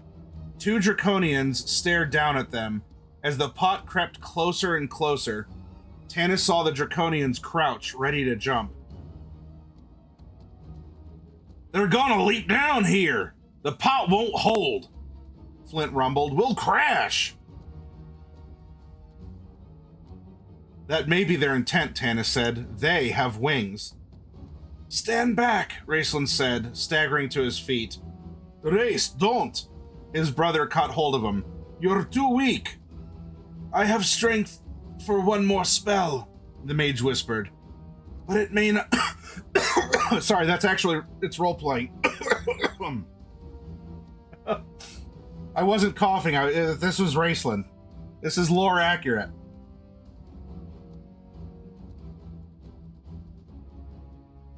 I have strength for one more spell, the mage whispered. But it may not work. If they see I'm a magi, they may be able to resist my magic. Hide behind Karamon's shield, Tanis said swiftly. The big man thrust his body and his shield in front of his brother. The mist swirled around them, concealing them from Draconian eyes, but also preventing them from seeing the Draconians. The pot rose inch by inch, the chain creaking and lurching upwards. Raceland stood poised behind Karamon's shield, his strange eyes staring, waiting for the mists to part. Cool air touched Tanis's cheek. A breeze swirled the mists apart. Just for an instant. The Draconians were so close, they could have almost touched them. The Draconians saw them at the same time. One spread its wings and floated down towards the pot, sword in hand, shrieking in triumph. Raceland spoke. Karamon moved his shield, and the mage spread his thin fingers. A ball of white shot from his hands, hitting the Draconian squarely in the chest. The ball exploded, covering the creature in sticky webbing. Its cry of triumph changed to a horrifying shriek as the webbing tangled its wings. It plummeted into the mist, its body striking the edge of the iron pot as it fell. The pot began to rock and sway. "There's still one more," Raceland gasped, sinking to his knees. "Hold me up, Caramon! Help me stand!" The mage began to cough violently, blood trickling from his mouth. "Raised! Raised!" his brother pleaded, dropping his shield and catching his fainting twin. "Stop! There's nothing you can do! You'll kill yourself!" A look of command was enough. The warrior supported his brother as the mage began to speak again, the eerie-sounding language of magic. The remaining Draconian hesitated, still hearing the yells of his fallen companions. It knew the human was a magic user. It also knew that it could probably resist the magic. But this human, facing it, was like no human magic user it had ever encountered. The human's body seemed weak, practically to the point of death, but a strong aura of power surrounded him. The mage raised his hand, pointing at the creature. The Draconian cast one last vicious glance at the companions, then turned and fled. Raceland, unconscious, sank in his brother's arms as the pot completed its journey to the surface. Welcome, Kragar. Oh, there we go. That was an action-packed chapter. And it looks like we're on to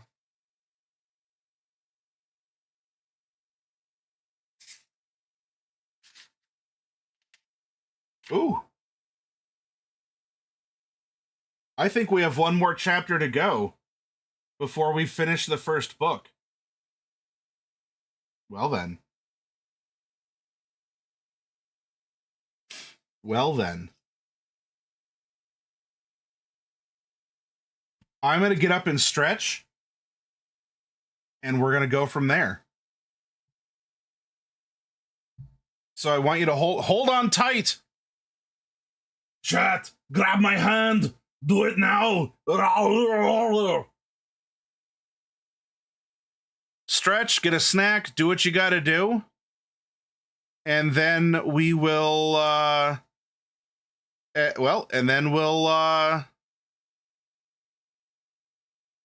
we'll go from there. We'll see what else the night holds.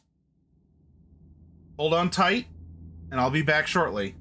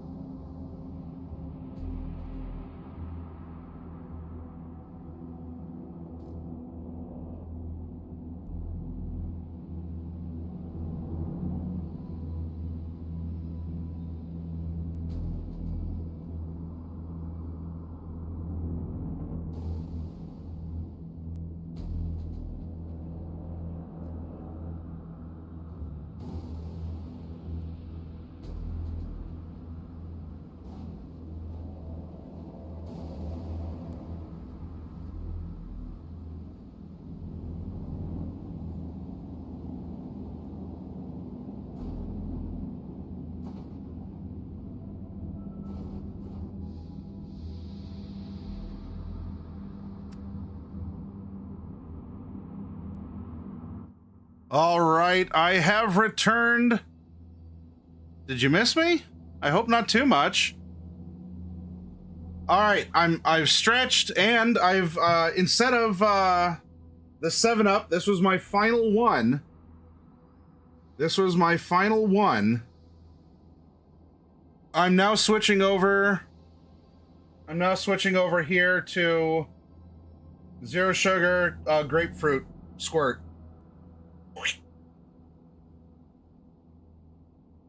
Thank you for the boomer emotes, Craigar. Now, before I start reading again, because there's some of you here who may not have been here at the beginning. Hi, I'm me, you're you. Together we are us. Good to see ya. I have some art to show off. I have random art. I have no idea what it's for. If any of you want to hazard a guess, if you say, totally tubular, these are radical colors, and this is the next cup that goes on office paper, the next design that goes on office paper cups, maybe. That'd be cool. But if you think this is something else, you're welcome to say so. What could these be? I know they're the mascots too, by the way. You don't be a butt. These are ones that you might not have seen. I didn't show them off last night. What does it mean? What does it mean? It could be anything. It could be anything.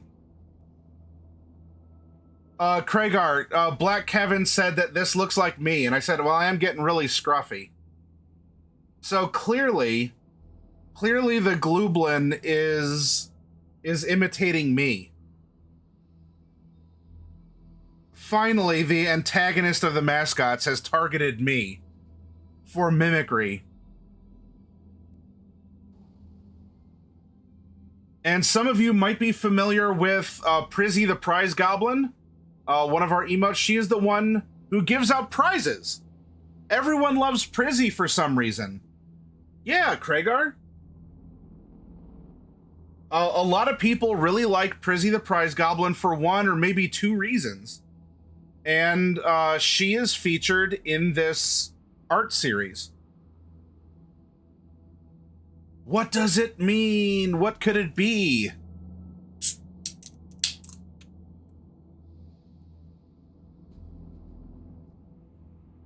Well, Sierra, I mean, comparative in size, those 2-inch prize acorns from the capsules, yeah, those are pretty orbular, and in scale, I mean, that'd be a handful for her, right?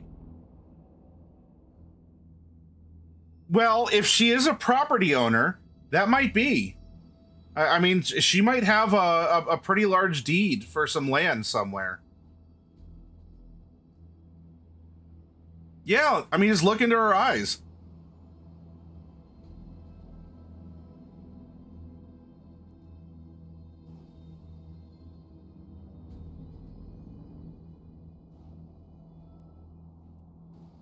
Her eyes are up here, by the way, everyone. Hey. Eyes up here. Look. See the mouse? Right here. I know you're trying to figure out what's going on at the table. Right here. Don't worry about the table. Whatever's on the table is on the table, okay? Eyes up here, Buster. Eyes up here.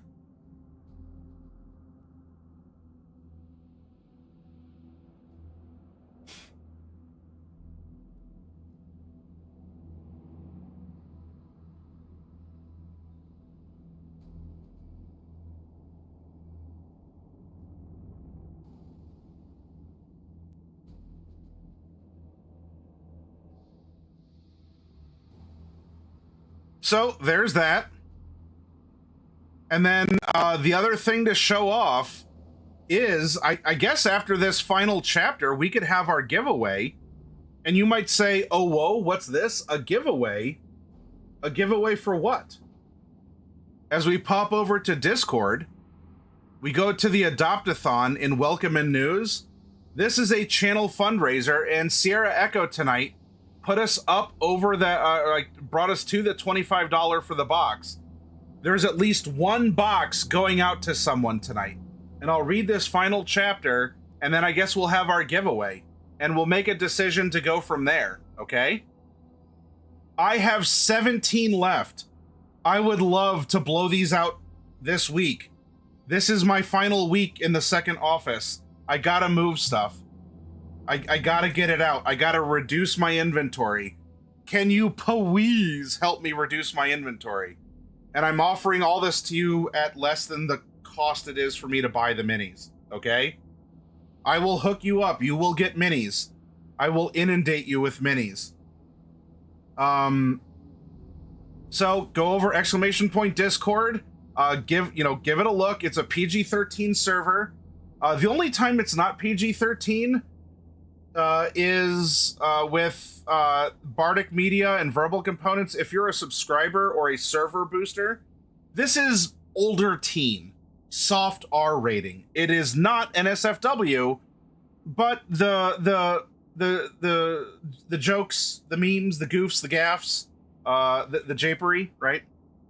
Here is, after the friendly local game store closes, mom and the kids go home, it's dinner time or whatever. The adults are left behind as the person behind the counter takes some time counting the till, letting one last game or two of Magic to take place, and everyone kind of sits back and they do their, burp, fart, and cuss. They get it all out of their system before they go home too. So that's what these are. They are not NSFW, but they are more relaxed, and a way of saying thank you to the supporters of the channel, and both here on Twitch and on Discord. Aside from that too, silly places like our Cleveland kindred, I dare not open this on Twitch. Not that it's necessarily NSFW, but the world of darkness is a dark place. It is full of pessimism and plotting and conspiracy theories. So what happens in Cleveland stays in Cleveland. And if you want to know what happens in the Cleveland Kindred channel and other RP channels, then when I open up seats to roleplay with me on stream, volunteer, step up, and you'll be a part of one of these chat groups. Yeah, Craigar, that right here, these are really good summaries of the channels. Very good, right here. 2 thumbs, right up in there. So if you want a box or you want to donate a box, because we're already going to have a giveaway, let's get more out the door, in a sense, tonight. And remember, after all 100 have been sold, I will also be giving away a Gargantuan Tiamat mini, which is about the size of a house cat. Wow.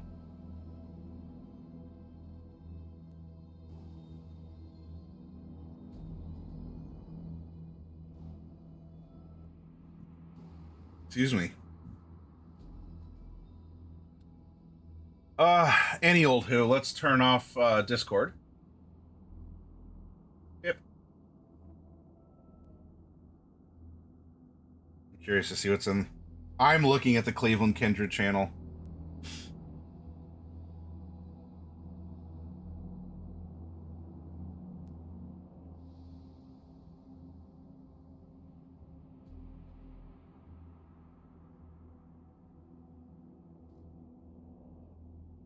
Oh, that's what... Plots, schemes, machinations that span lifetimes. That's what all this is about. All right. Remember, as with any fan site, a wiki, or even an official site, this could expose you to spoilers. So please do be careful. Please do be careful. Though, if you like what you've heard so far... We love casting spells. Oh, coffee. Let's make it another box to give away. 2 boxes tonight. All right, then.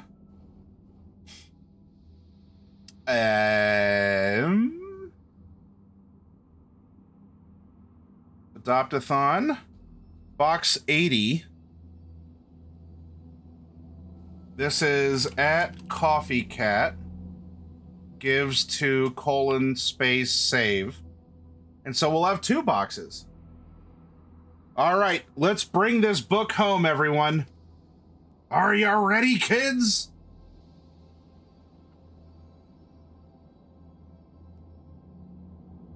Chapter 22. Bupu's Gift. An Ominous Sight. Bupu's Gift. An Ominous Sight.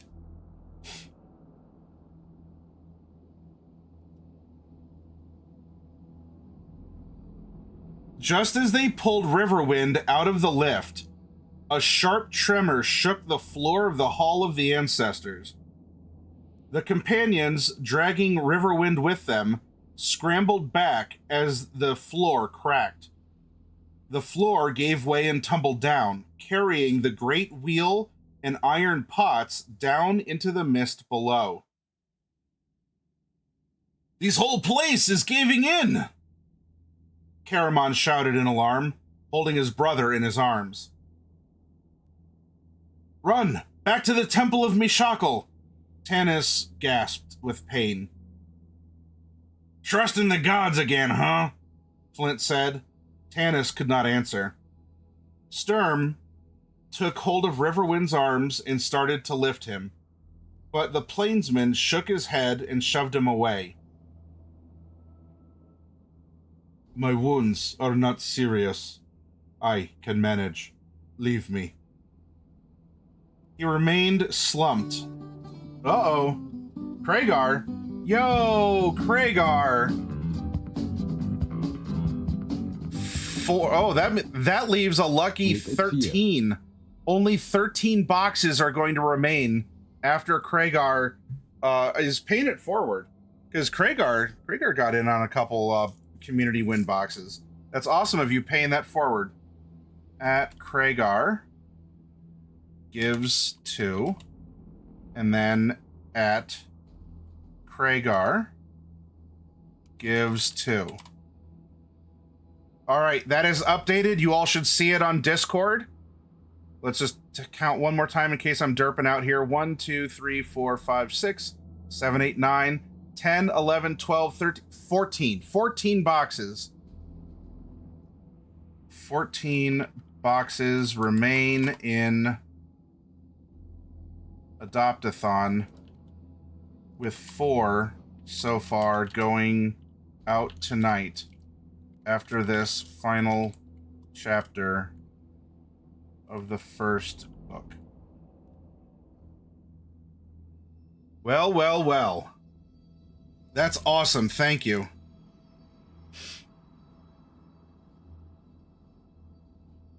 Kragar given much love to Coffee Cat. Coffee Cat does a lot for a lot of people and deserves much love. Absolutely.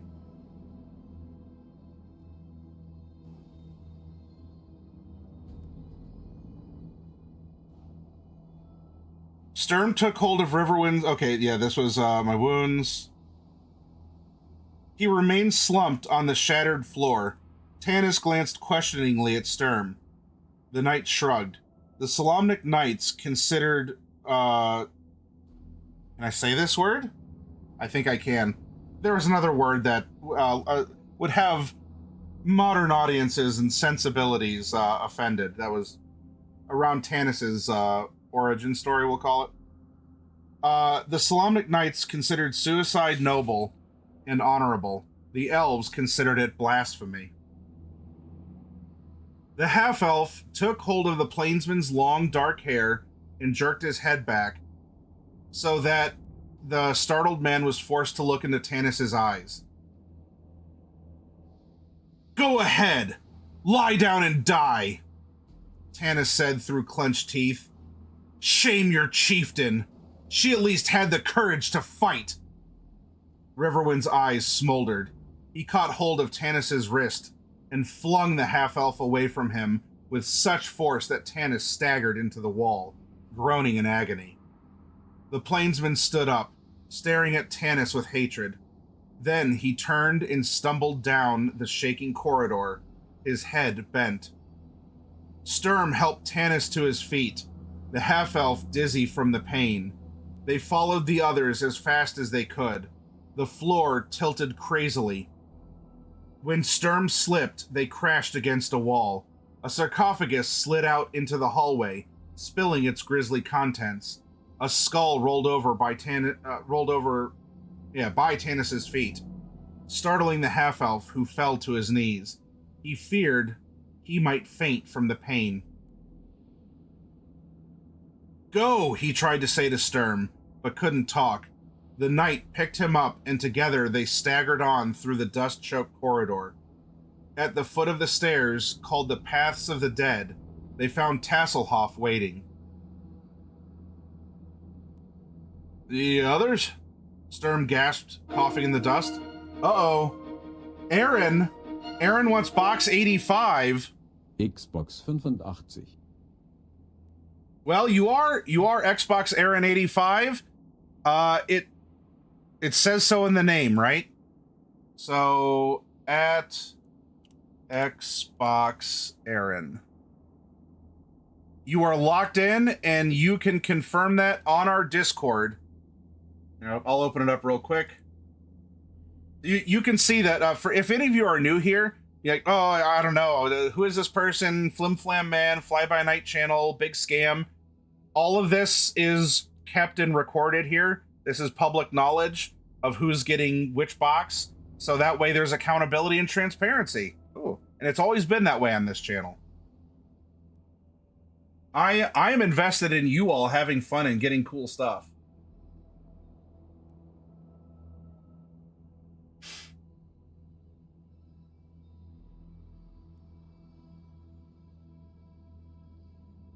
I've heard stories of people getting ripped off from streamers on Twitch in giveaways or things that turned out to be scams or pyramid stuff or whatever. And it's, I don't know. I don't like it. I don't like it, Flint would say.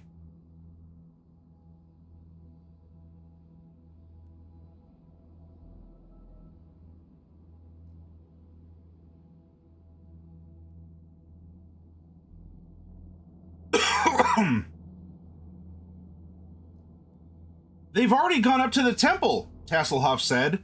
Caramon told me to wait here for you. Flint says the temple's safe. Dwarven stonework, you know. Raceland's conscious. He said it was safe, too. Something about being held in the palm of a goddess? Riverwind's there. He glared at me. I think he could have killed me, but he made it up the stairs. All right. That's not Raceland's voice. That's... Tanis has a broken rib and he got slammed into the wall.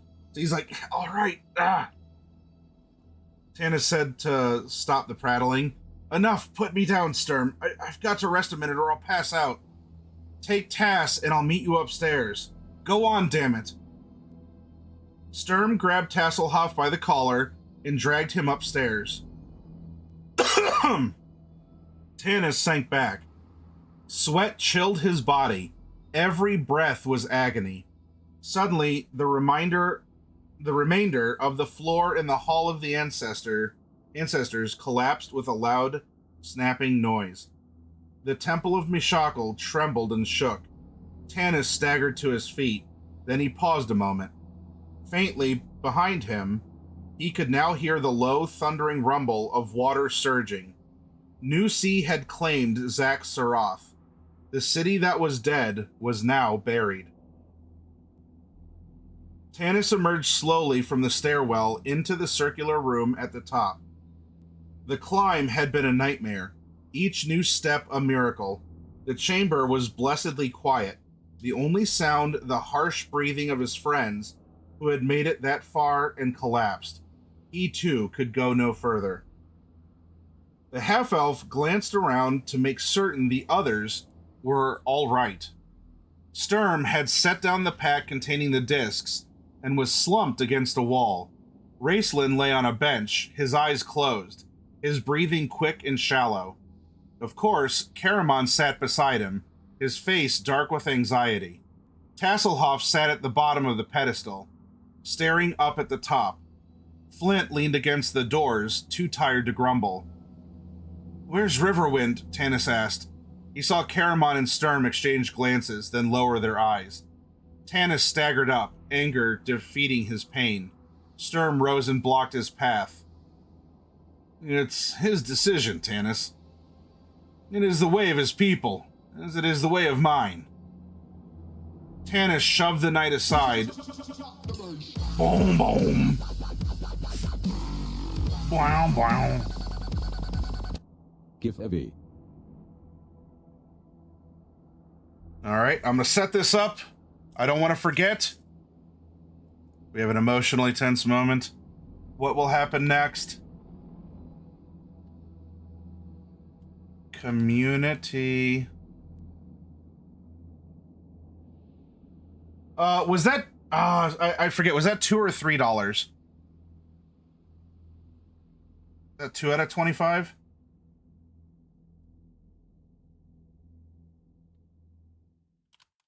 Gives 2. Now that box isn't full yet. So unless that goes up to 25, it will not be given away tonight when I finish the chapter.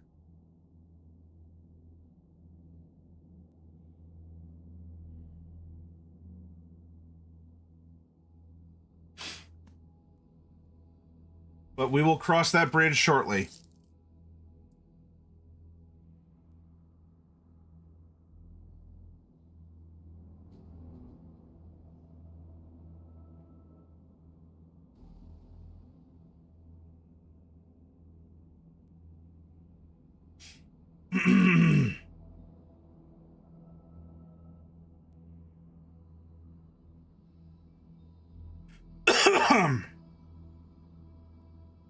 It's his decision, Tanis.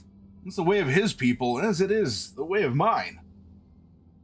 Tanis shoved the knight aside and walked toward the double doors. Flint did not move. "Get out of my way," the half-elf said, his voice shaking.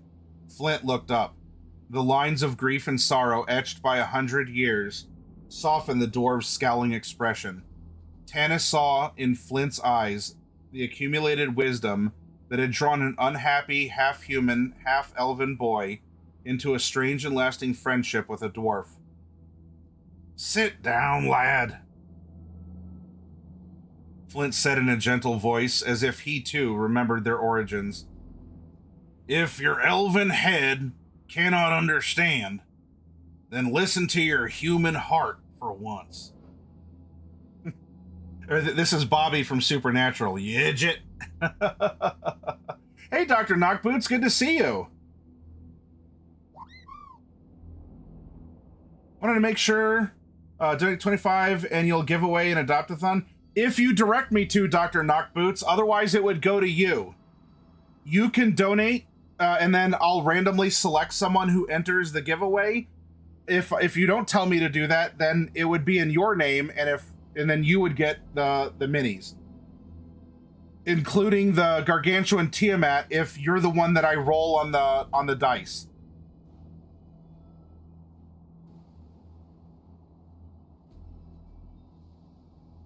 And thank you for subscribing. But yeah, Dr. Knockboots, it's a channel fundraiser. I'm looking to...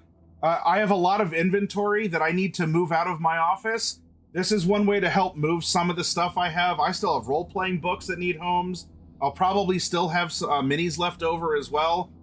And with your all's help, if you want them for yourself or you want to direct me to give them away to others who could give them a good home, this is a way that everybody wins. You help support the channel. I reduce my footprint because I got to move out of the office because it's the end of the month. And my year-long lease is up on it. And just everybody wins. Everybody wins.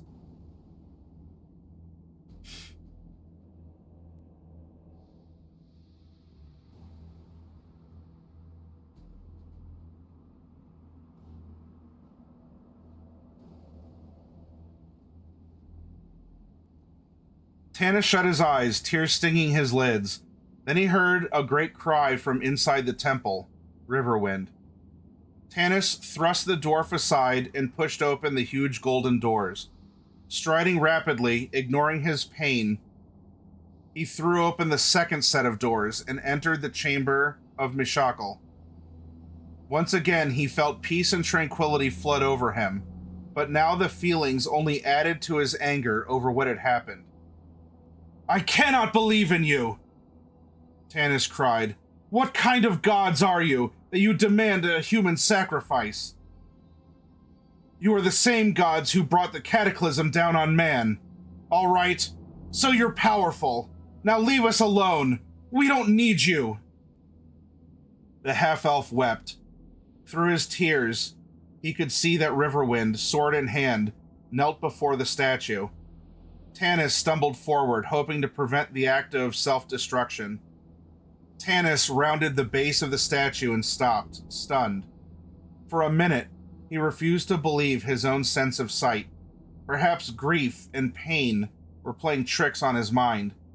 He lifted his eyes to the statue's beautiful, calm face. Bow, bow. All right, Dr. Knockboots. Give every eine Box. I take one box.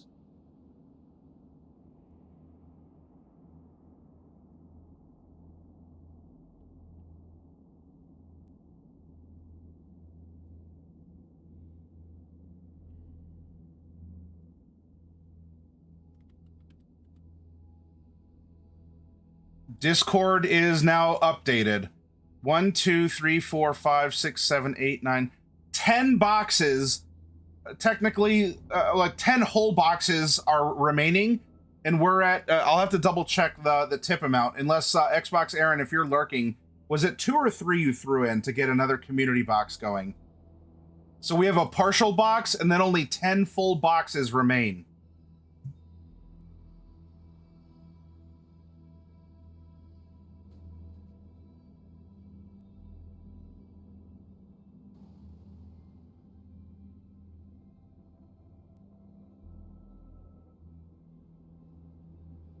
He lifted his eyes to the statue's beautiful, calm face and steadied his reeling, confused senses.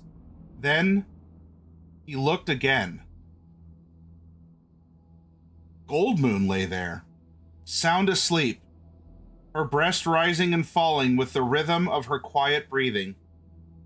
Her silver gold hair had come loose from its braid and drifted around her face in the gentle wind that filled the chamber with the fragrance of spring.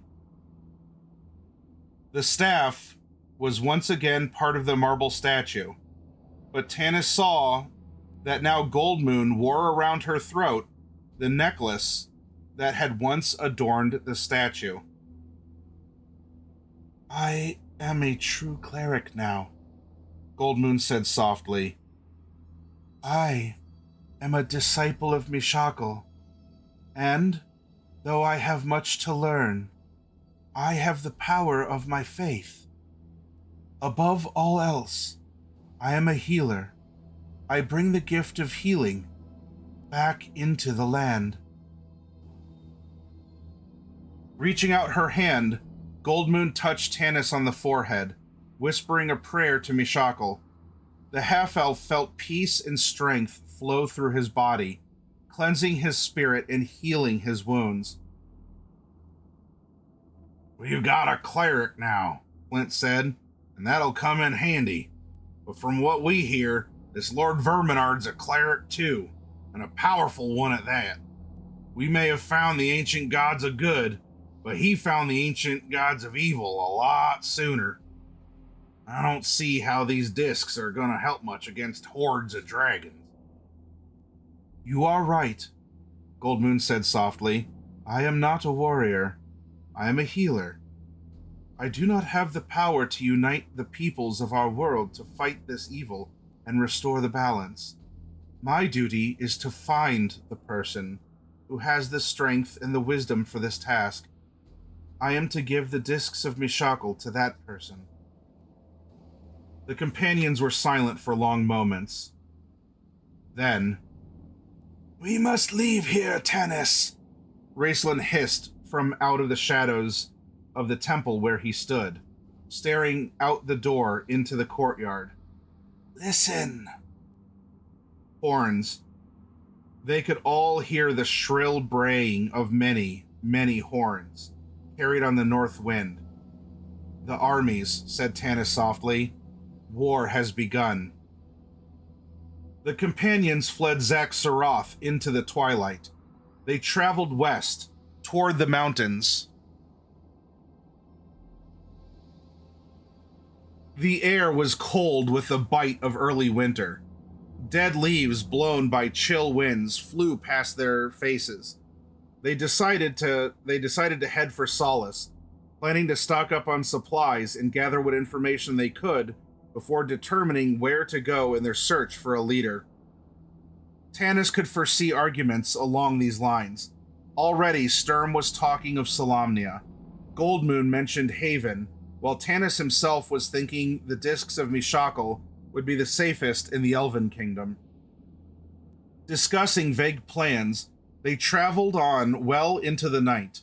They saw no Draconians, and supposed that those escaping Zaxxaroth had traveled north to join up with the armies of this Lord Verminard, Dragon High Master. The silver moon rose, then the red. The companions climbed high. They climbed high, the sound of the horns driving them on past the point of exhaustion. They made camp on the summit of the mountain. After eating a cheerless supper, not daring to light a fire, they set watch, then slept. Raceland woke in the cold gray hour before dawn. He had heard something. Had he been dreaming? No. There it was again. The sound of someone crying.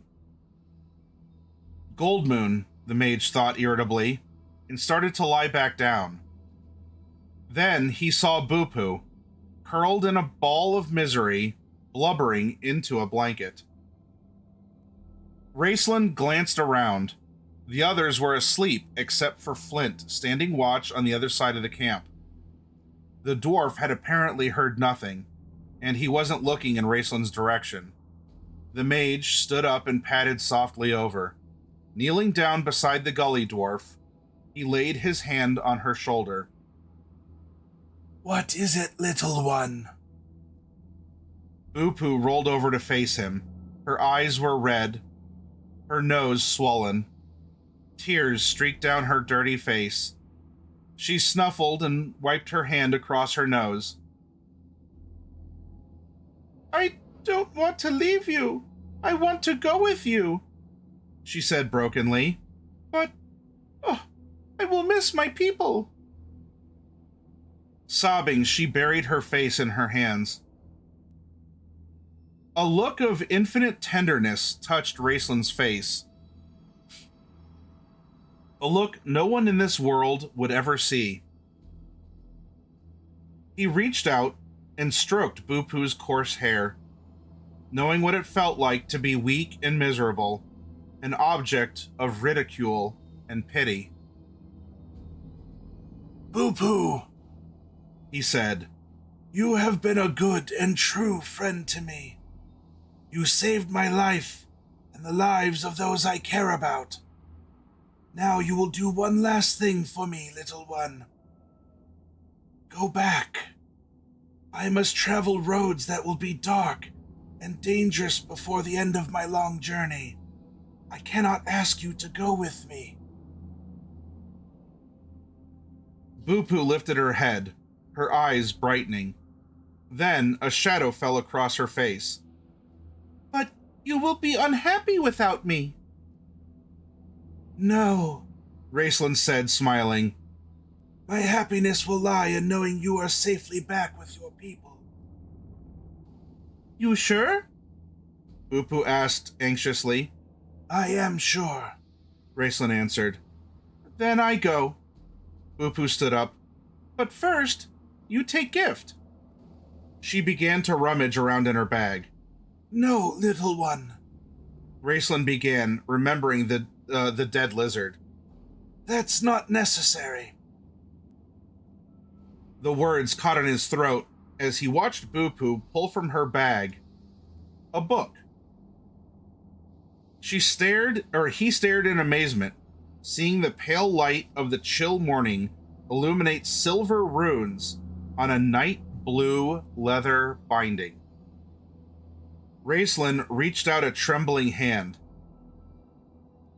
Can I get some of the Gib emotes up in chat, please? That's what we're seeing right now. Can I get some Gibs up here?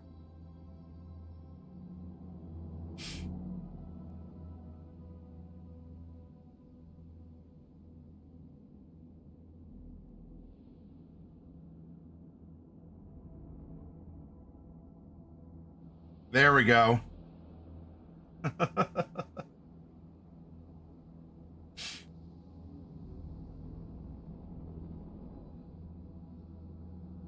Raceland reached out a trembling hand. The spell book of Fistandantalus, he breathed. You like? Upu said shyly.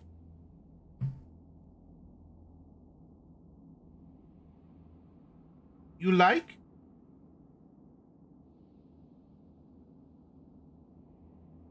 This is Bupu right now.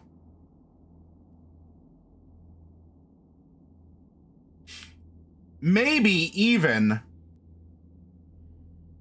Uwu. Yes, little one.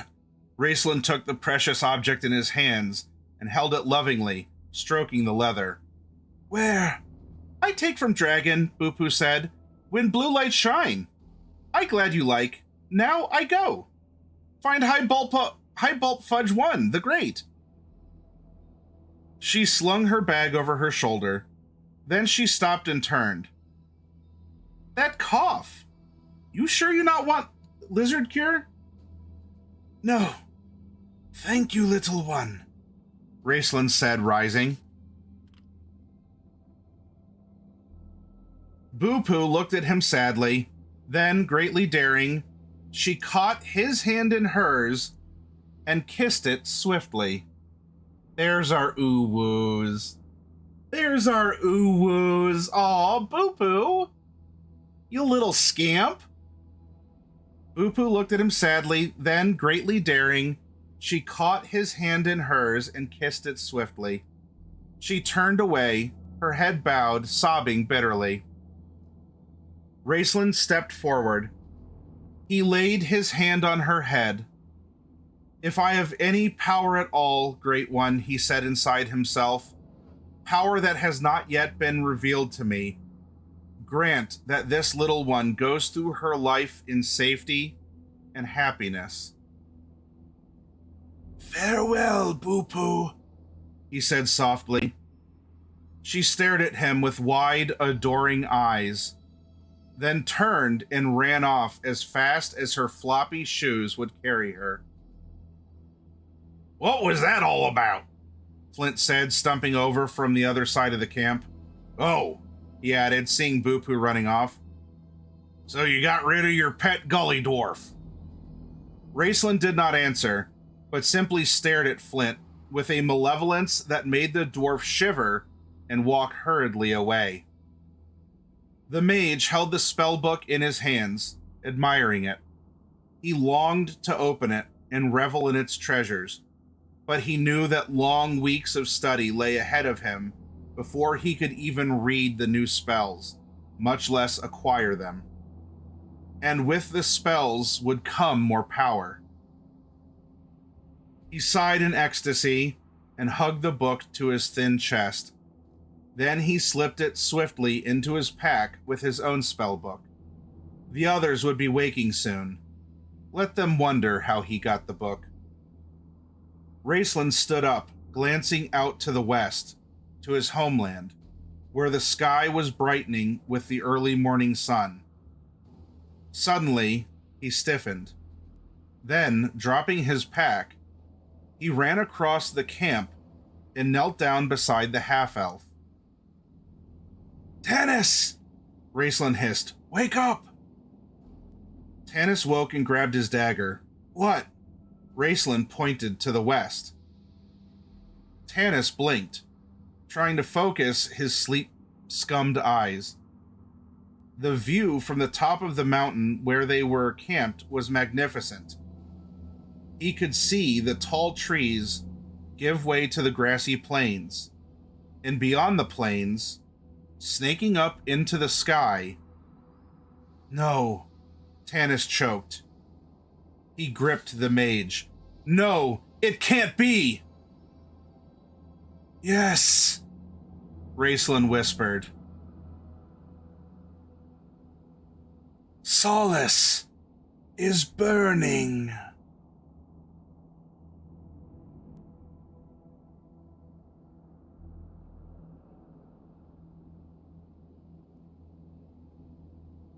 And that was the end of book 1.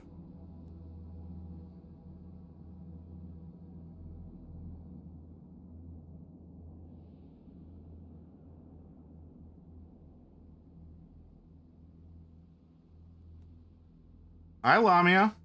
Lamia, we're spamming emotes. Would you like to spam emotes too, Lamia? All the kids are doing it these days.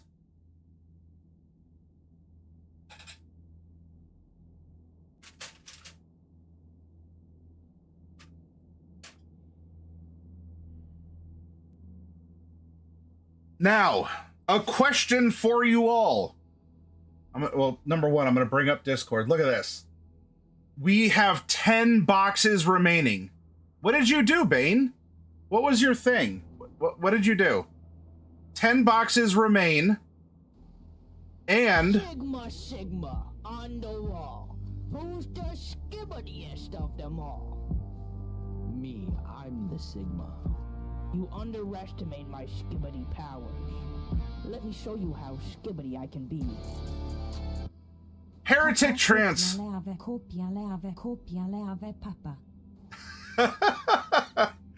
I liked how the text-to-speech translated the emotes. Thank you very much, Heretic Trance. Especially because I know you're not a fan of that remix, but I still appreciate it all the same. What did you do, Bane? I looked up. I booked a flight, so I just booked a flight. Oh, you get to spend St. Paddy's in the UK. You're going right to the source of Guinness.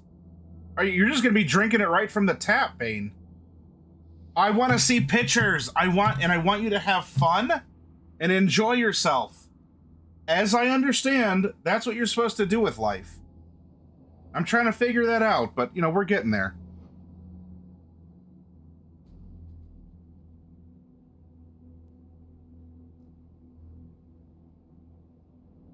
Oh, I'm sorry. I was probably thinking Northern Ireland and not Big Ireland. Not just the tip Ireland. Got it. Yeah, UK, other island. Got it. Yeah, London mostly. Unless we decide, yeah, I still want to see pictures. There you go, Great Britain instead of Ireland. There you go, Bane.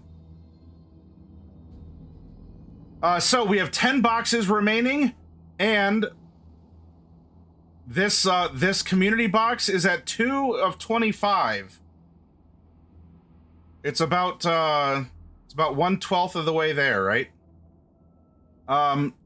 So we have 5 boxes to give away, and if we can get $23 more, that's 1 more box to throw in. Let me open up a what's a doodle? A who's it? A what's it?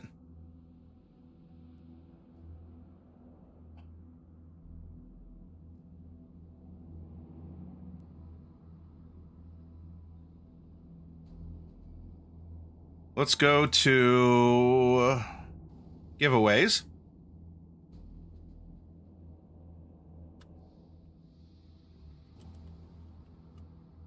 We're going to call this Only 10 Remain.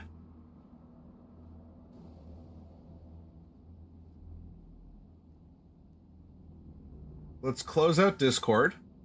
I'm going to pull over the giveaway box.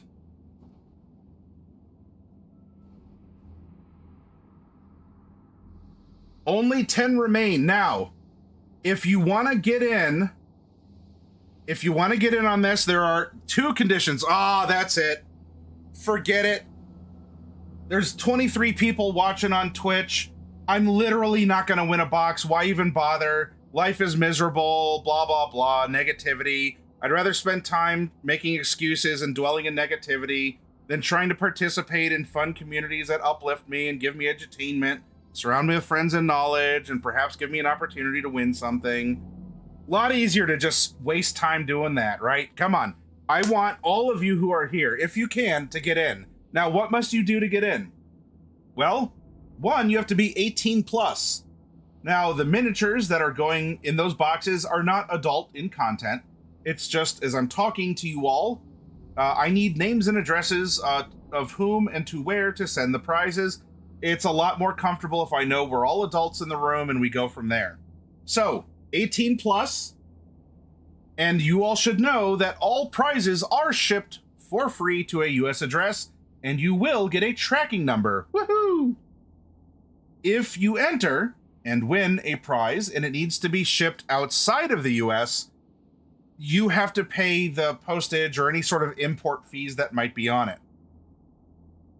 It's just the nature of how it is, but maybe the prize is worth it to you. You're willing to pay a little bit extra because you're getting minis. That's your call. If you win, you need it shipped outside the US and you're unwilling or unable to pay, I'll have to give it to someone else. Please don't make me do that, okay? Please don't make me do that. I've done it before, but it makes me grumpy that people who've won it, after I've explained this, no one's had questions, I hold on to it saying, all right, there's this, and they say, oh, give me a week or 2, and they never pull the trigger on it, and I'm just stuck holding stuff. Enter if you can receive the prize. Okay? So, only 10 remain. It costs 0 experience points to get in, and everyone gets 1 ticket, and you can enter by typing !ticket or !enter. Hi, Gorthok. I can ship UPS if you need me to, Dr. Knockboots. If that is a special request for you, I should be able to do that, as long as it's not jarringly more expensive. What are actions? Oh, okay, just refund user. Got it.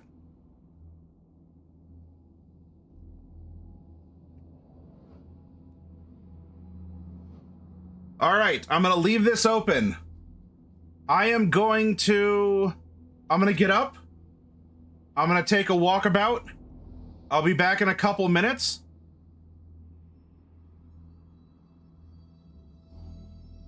Well, you tell me what's most convenient. I can ship via UPS, or I could ship via USPS. Often there's not a huge difference between it, but if it's a special condition, just let me know, Dr. Knockboots, and I'll do my best. Let's get some cheerful music playing.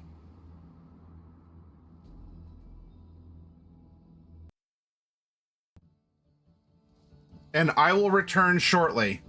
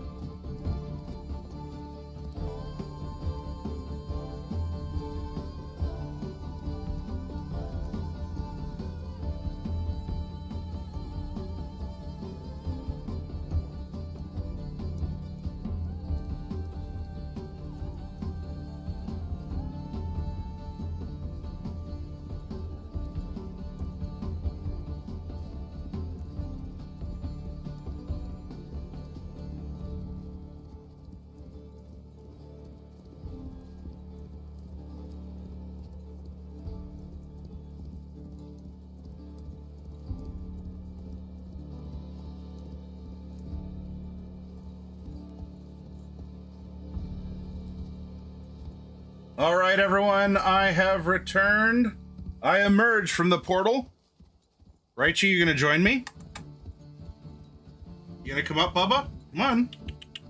Come see everyone. Oh, all right. You can be shy. Looks like 14 of you have entered. We have 25 watching on Twitch and 1 on YouTube. Hello to the YouTube watcher. It's nice to have you. Remember to get in. You got to be over on the Twitch side of things, okay? 14 are in. Let's turn this down. There we go. And did I miss any activity? Let me make sure.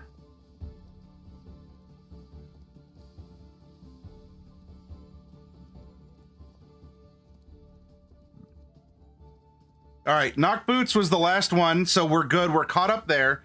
So 10 full boxes remain, and we're 23 away from funding another box to give away tonight.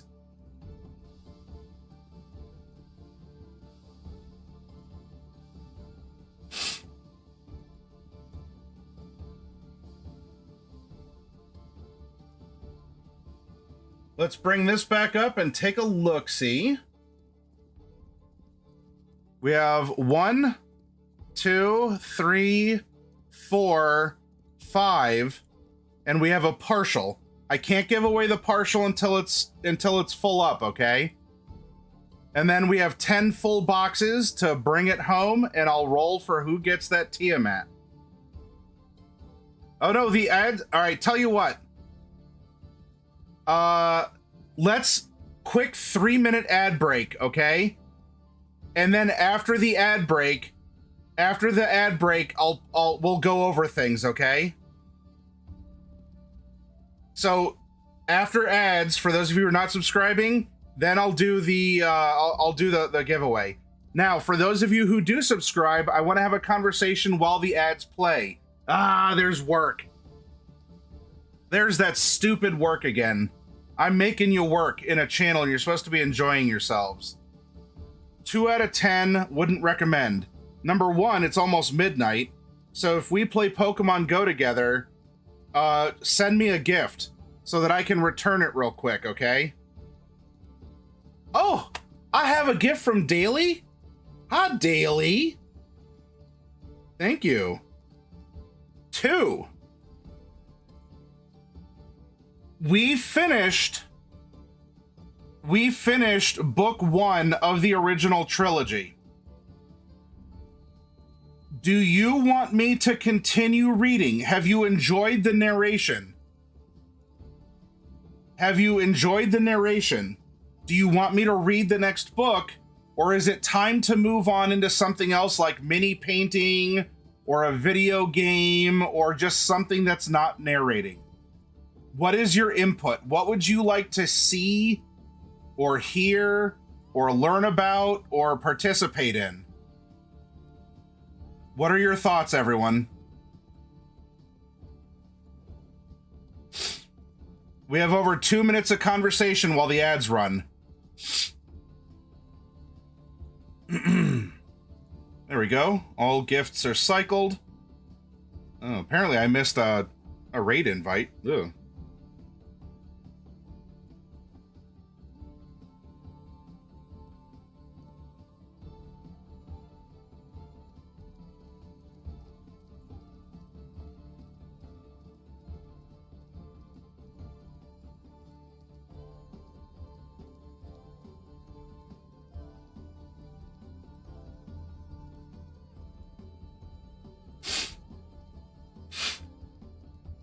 I have considered narrating a PC build, and that is a project that will most likely be happening on Saturday. But for overall, like for this coming week,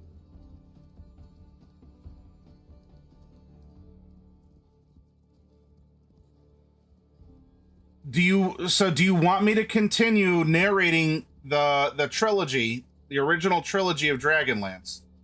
Or nah, I'm good? Is there something else you want to see? Do you want to see me play video games of some variety? It could be Phasmophobia. It could be a role-playing game I load up and I stream to you all, and we go on some sort of a like an RPG together. I don't. It's not that I can't play something like a fighting game or a first-person shooter. I can, but like just playing online competitive stuff like that, I don't find that as fulfilling as a journey, a campaign, a story mode, or something like that. No, Kevin, I ask only because if I do it, I'm fine continuing to do it. I want to know what entertains you. Have you enjoyed listening to the books? You say, oh man, we're through the first book already? Yeah, I want to hear the other two. This is why I subscribe. This is why I'm here. This is why I'm a part of the community and I support it. Or if you say, you know what, first book is good, but not right now. Let's move into something else. Or Kragar's kind of straddling it and saying, take a break and maybe come back to the second book. Want to hear you read through Legends at least? Isn't Legends the second trilogy?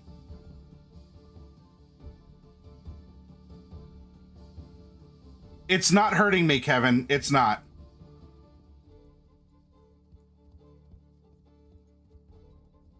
You want me to read the 6 books then? Sierra Echo is going hard.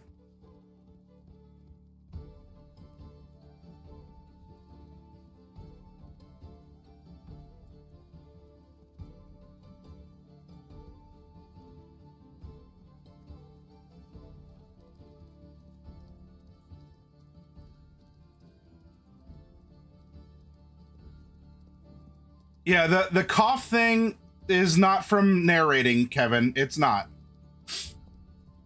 Well, I could send you some alternative. Well, so that's the... All right, Sierra, actually, you brought up a good point.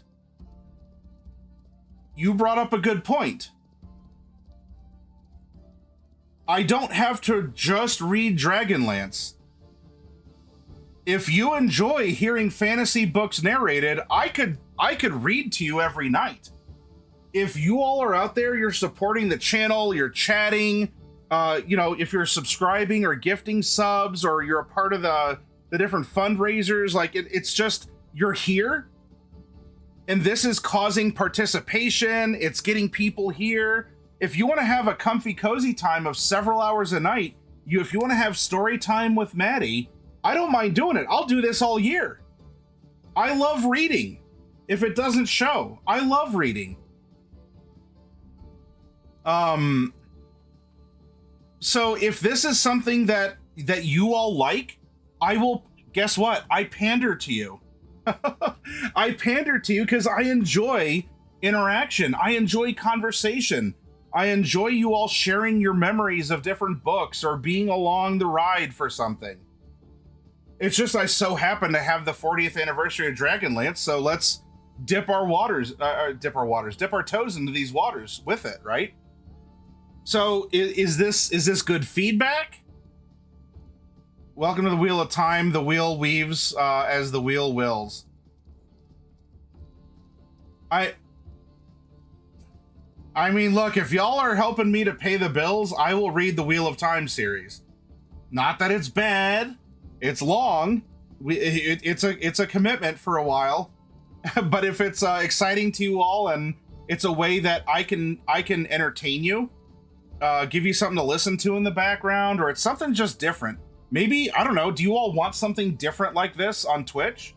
Are there a lot of people who read books on Twitch? Maybe not. I mean, when I started teaching D&D and character building, there wasn't a lot of people teaching. There were some people playing, but not a lot of people teaching. I don't mind doing that. It's a lot of fun. I will read all night. Now, I will need breaks because I also like miniature painting and some other things. Hi, DQ.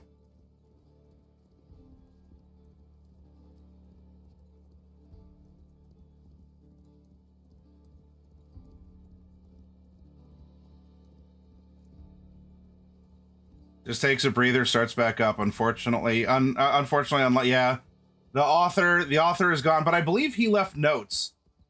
I believe the author left notes so that someone he trusts could continue the series. Am I correct in that?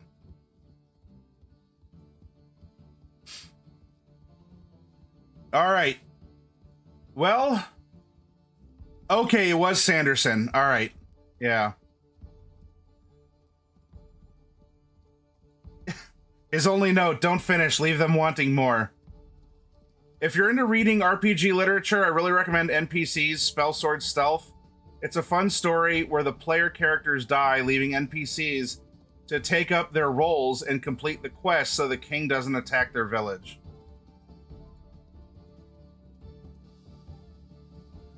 I will read silly, I will read isekai, I will, there's a lot, I'll go into it. So is this exciting then? All right. So we're talking about it and then y'all are throwing out ideas. Rubber meets the road. Do you want me to read more on the channel? Yes, no.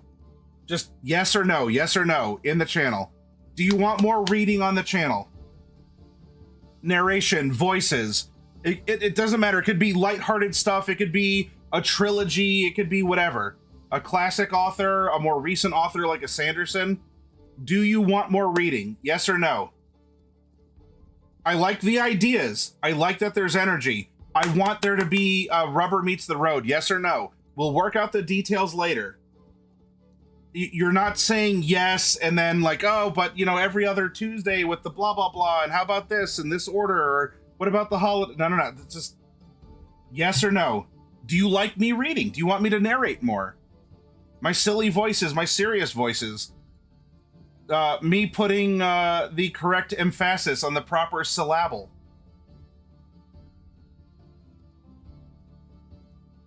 Yes, read. Always enjoy. Lucius says yes. I have 2 yeses. Bane, would you please start a poll so people can just click a button, making it as infinitely easy as possible to try and get some kind of participation going among people who have a modicum of concern for the channel?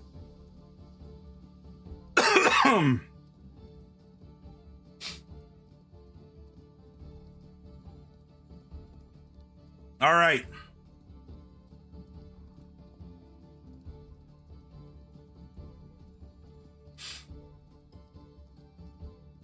Let's close. So we have currently 1, 2, 3, 4. We have 5. No, wait. We have 5, not 6. This hasn't been fulfilled yet. All right. All right. There's a poll open. Yes or no? Do you want me reading more books, narrating stuff? You're effectively getting free audiobooks on Twitch from me, along with laughter and puns and the drinking of various potions on channel, and cats, because you'll see cats time and again. Right, she left. I just have Nisa on my desk. She's in the corner. Anyway, let's close Discord. And I'm going to close entries to our giveaway in 9, 8, 7, 6, 5, 4, 3, 2, 1, and close giveaway. No one else can get in. We have 17 of you. All right. 17 of you are competing for 5 boxes that have been furnished by community members. So thank you to the community members for being generous. For those of you who win, I hope that generosity does show. It flows through you. And even if it's not something monetary, because, hey, not everyone has the extra money to afford minis or stuff like that, right? And that's fine. I don't expect that. I may grift in some ways, but I'm also respectful. I'm also respectful of your all's budgets. All I ask is in some way, pay it forward in some other fashion. Teach someone something. Tell someone a joke. get someone involved in the hobby. If you feel you owe something to the channel, direct raids over here, direct friends to come over and watch this goofy guy in Ohio read books or build characters or do voices or whatever, right? All of these are ways, pardon. All of these are ways, if you want to pay it forward, if you want to pay back, and if money is something that you don't have a lot of spare, take care of yourself, your family, your bills, your obligations. I am not an obligation, okay? All I ask is for some kind of participation. Post a meme on our Discord. Stop in when I'm broadcasting and say hi, even if you're on your way to watch another streamer for whatever reason. Okay? I get it. I get it. Some streamers offer, mukbangs. Some streamers are crafting streamers, and I don't do it all the time, and maybe you find this stuff interesting. Some streamers are, maybe it's a streamer that plays war games or something that fascinates you. Other streamers also just, they have a certain something that I don't, and you want to watch it. I get it. That's fine. But can you stop by to say hi? Just for 3 seconds, stop in. Hey, I'm on my way. You don't have what I'm looking for, but I'm still glad to stop in, say hi. And if you need me, I'll be over here making respectful eye contact with a streamer. Okay? So, cool. I love the chat interaction, even if you're just passing by. That's cool. That's cool. There's a lot of generosity, and I don't want it to ever seem like it's just about the money. There are 1,100 of you on Discord. That's amazing. Only about 100 people, and of those, really, it's only more like, 30 or so, are kind of active. If you look up here, hey, eyes up here, eyes up here. We have almost 4,200 followers of the channel. I'm lucky to get 20 of you watching. Now, if it's because I don't have big, beautiful eyes, I'm sorry. There's nothing I can do about that. It is what it is. But if there are ways that I can be engaging with you, let me know. How can I be worth your while to at least stop in and say hi before you bounce out of here? Because, a lot of you like bouncing, right? A lot of you like swords. A lot of you like spiders. A lot of you like pickles. And you know what? Even though I ask for it and I get it, I will give you my pickles. I'll throw them away. If someone wants to eat them, then there you go.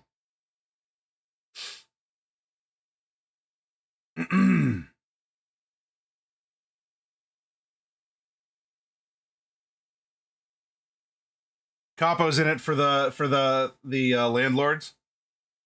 Capo simps for landlords. After Fav is a simple man, it seems.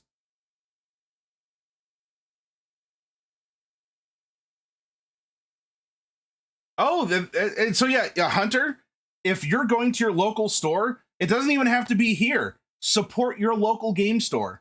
Of course, I love the support.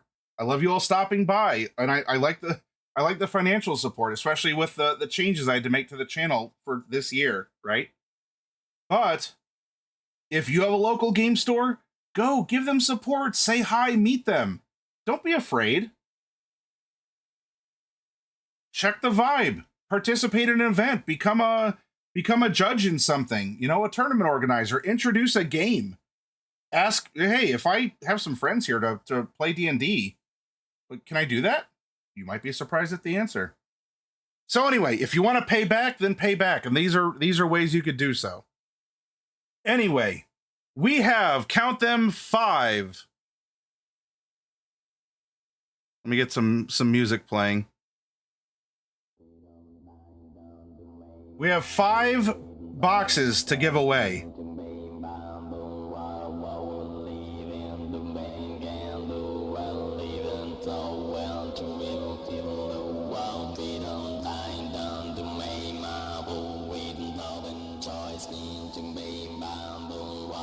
You all ready for the first name?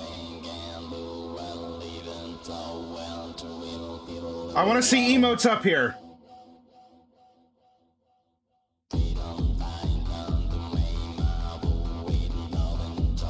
Xbox Aaron rigs the giveaway.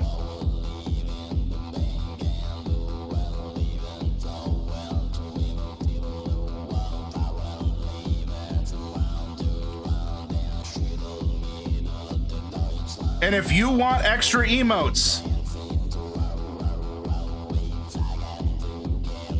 we have all of these emotes, including super flashy ones.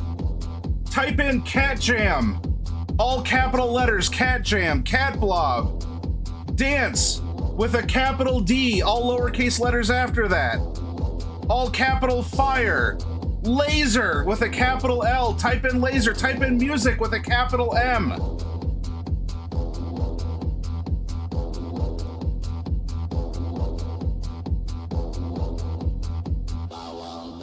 How about Wan Wan? Are you vibing? Type in vibe, all capital letters. Rep the emotes to the channels you subscribe to.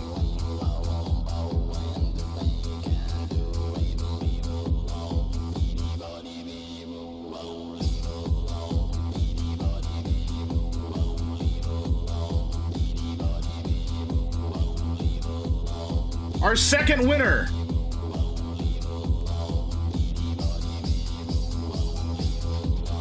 After Fov. Let's get some cheer, emotes, conga rats, lasers! Lasers! Clearly it was rigged.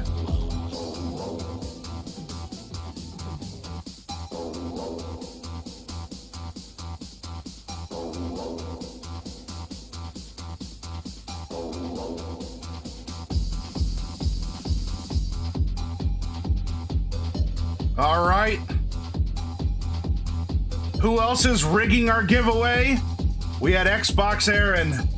We had After Fov. The next rigged winner is Demon Quiller. Good old DQ.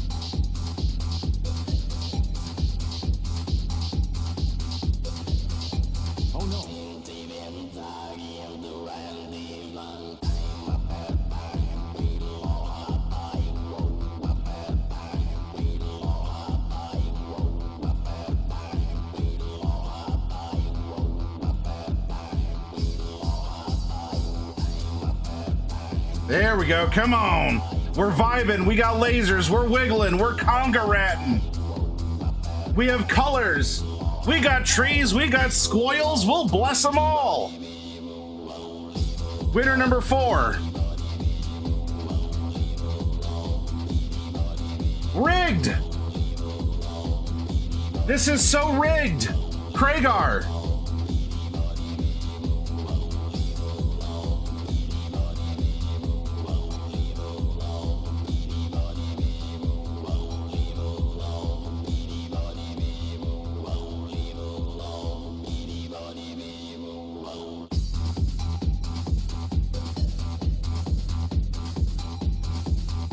We have one more box. Unless $23 dues is thrown in, we only have one last box to give away in this giveaway. You ready? Are you ready, kids?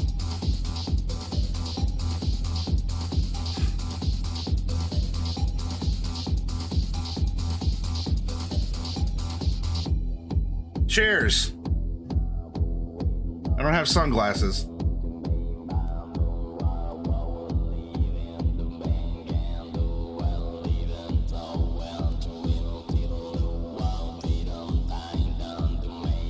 Our possibly final winner, unless there's an emergency 23 that gets dumped in, is someone who's totally not a mimic.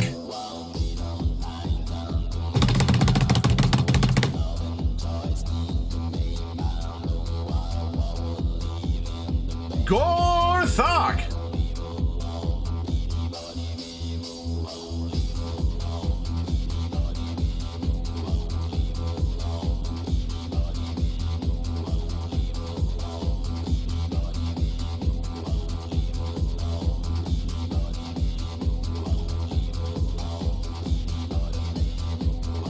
Hunter, I wish I had half of Batty's energy, but damn it if he's not an inspiration for moments like this.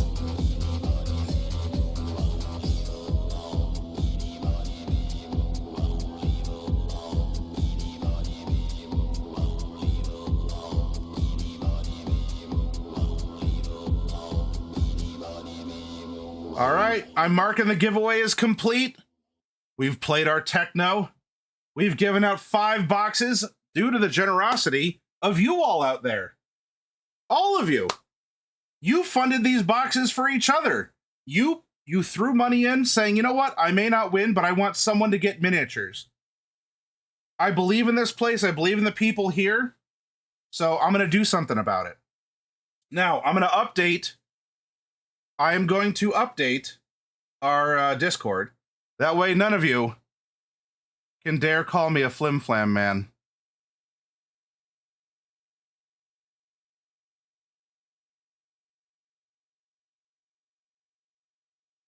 We had Xbox After Fov Demon Quiller.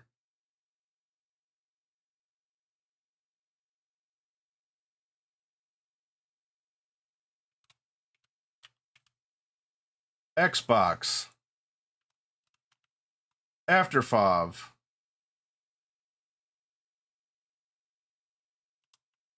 Demon Quiller. Then we had Kragar the Kragarian and Gorthok.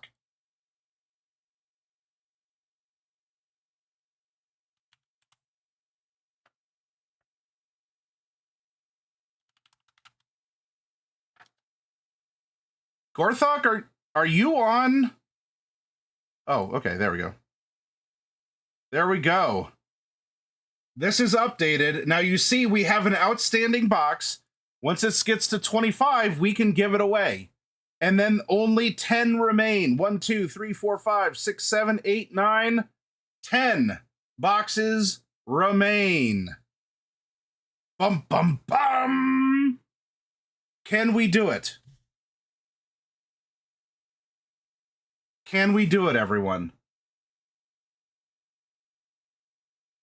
It'd be nifty.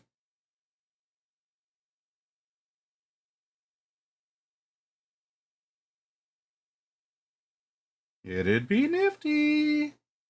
Because then I have this big old Tiamat Goral that I got to give out. It's a pre-painted mini of a 5-headed dragon. The size...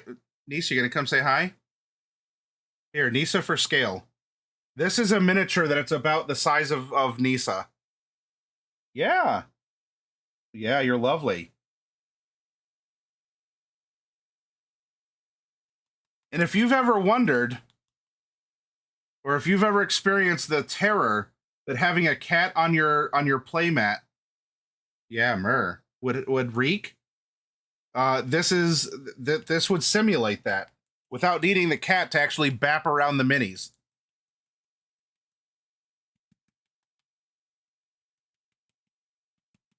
Oh, we got some good thumps going on.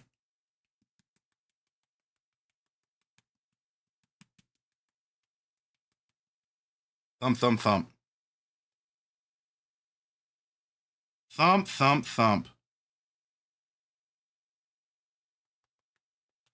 I've had Kiki come around on stream during Rebirth a few times in the almost 90 episodes. So she makes an appearance. Oh, hi. You want attention too? You want to come up and say hi, Raichi? Come on, Raichi meow. Come on, I'm twiddling my fingers. I'm making the sound. This is your signal. This is your chance. Niece is over here like, excuse me? I'm here. I see your fingers twiddling.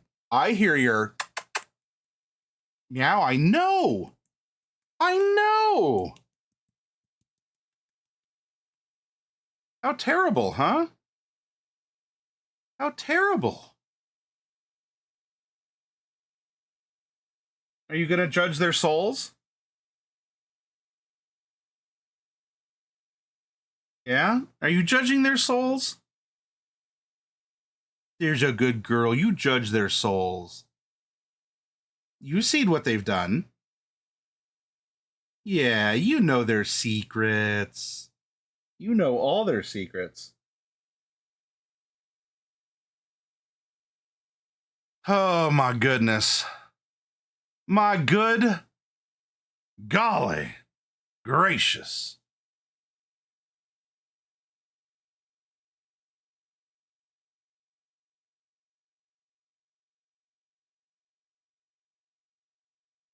This is what we're gonna do, y'all. Yuns, yins, and y'all alike. Hi, ma'am. Now, if you're a subscriber, if you want to watch me play some Phasmo, I might get some Phasmo play in. What I'm gonna do, because I need to be up early, because I have to get a delivery. Hey, off the keyboard, meow. We are going to raid Darling Creepshow, who is currently doing some mini painting. She is a wonderful streamer, very awesome personality. You'll see cats and especially dogs on her channel. Definitely a friend of the channel. Let's go say hi to Darling Creepshow. If you've never seen her before, give her a look, give her a follow. She's 10 out of 10. Great streamer, fun personality, keeps it creepy, keeps it cool. It's totally not a cult over there, okay? It's totally, mostly, okay, maybe it's a little bit, mostly, a cult. But just say it's not a cult, okay? So, let's go into a raid. Let's see what Darling Creepshow is up to. Have a good night. I'll come back tomorrow with something. I don't know if there's enough time this week to start a book before then we do a computer build on Saturday. But, I don't know. We'll find out, huh? I'll see you in Darling Creepshow's channel. Take care, everyone. Much love. Oh, if you all could help me get these 10 less boxes out the door tomorrow, oh, that would be awesome. Thank you. I gotta be out of this office. I need them gone. Take care.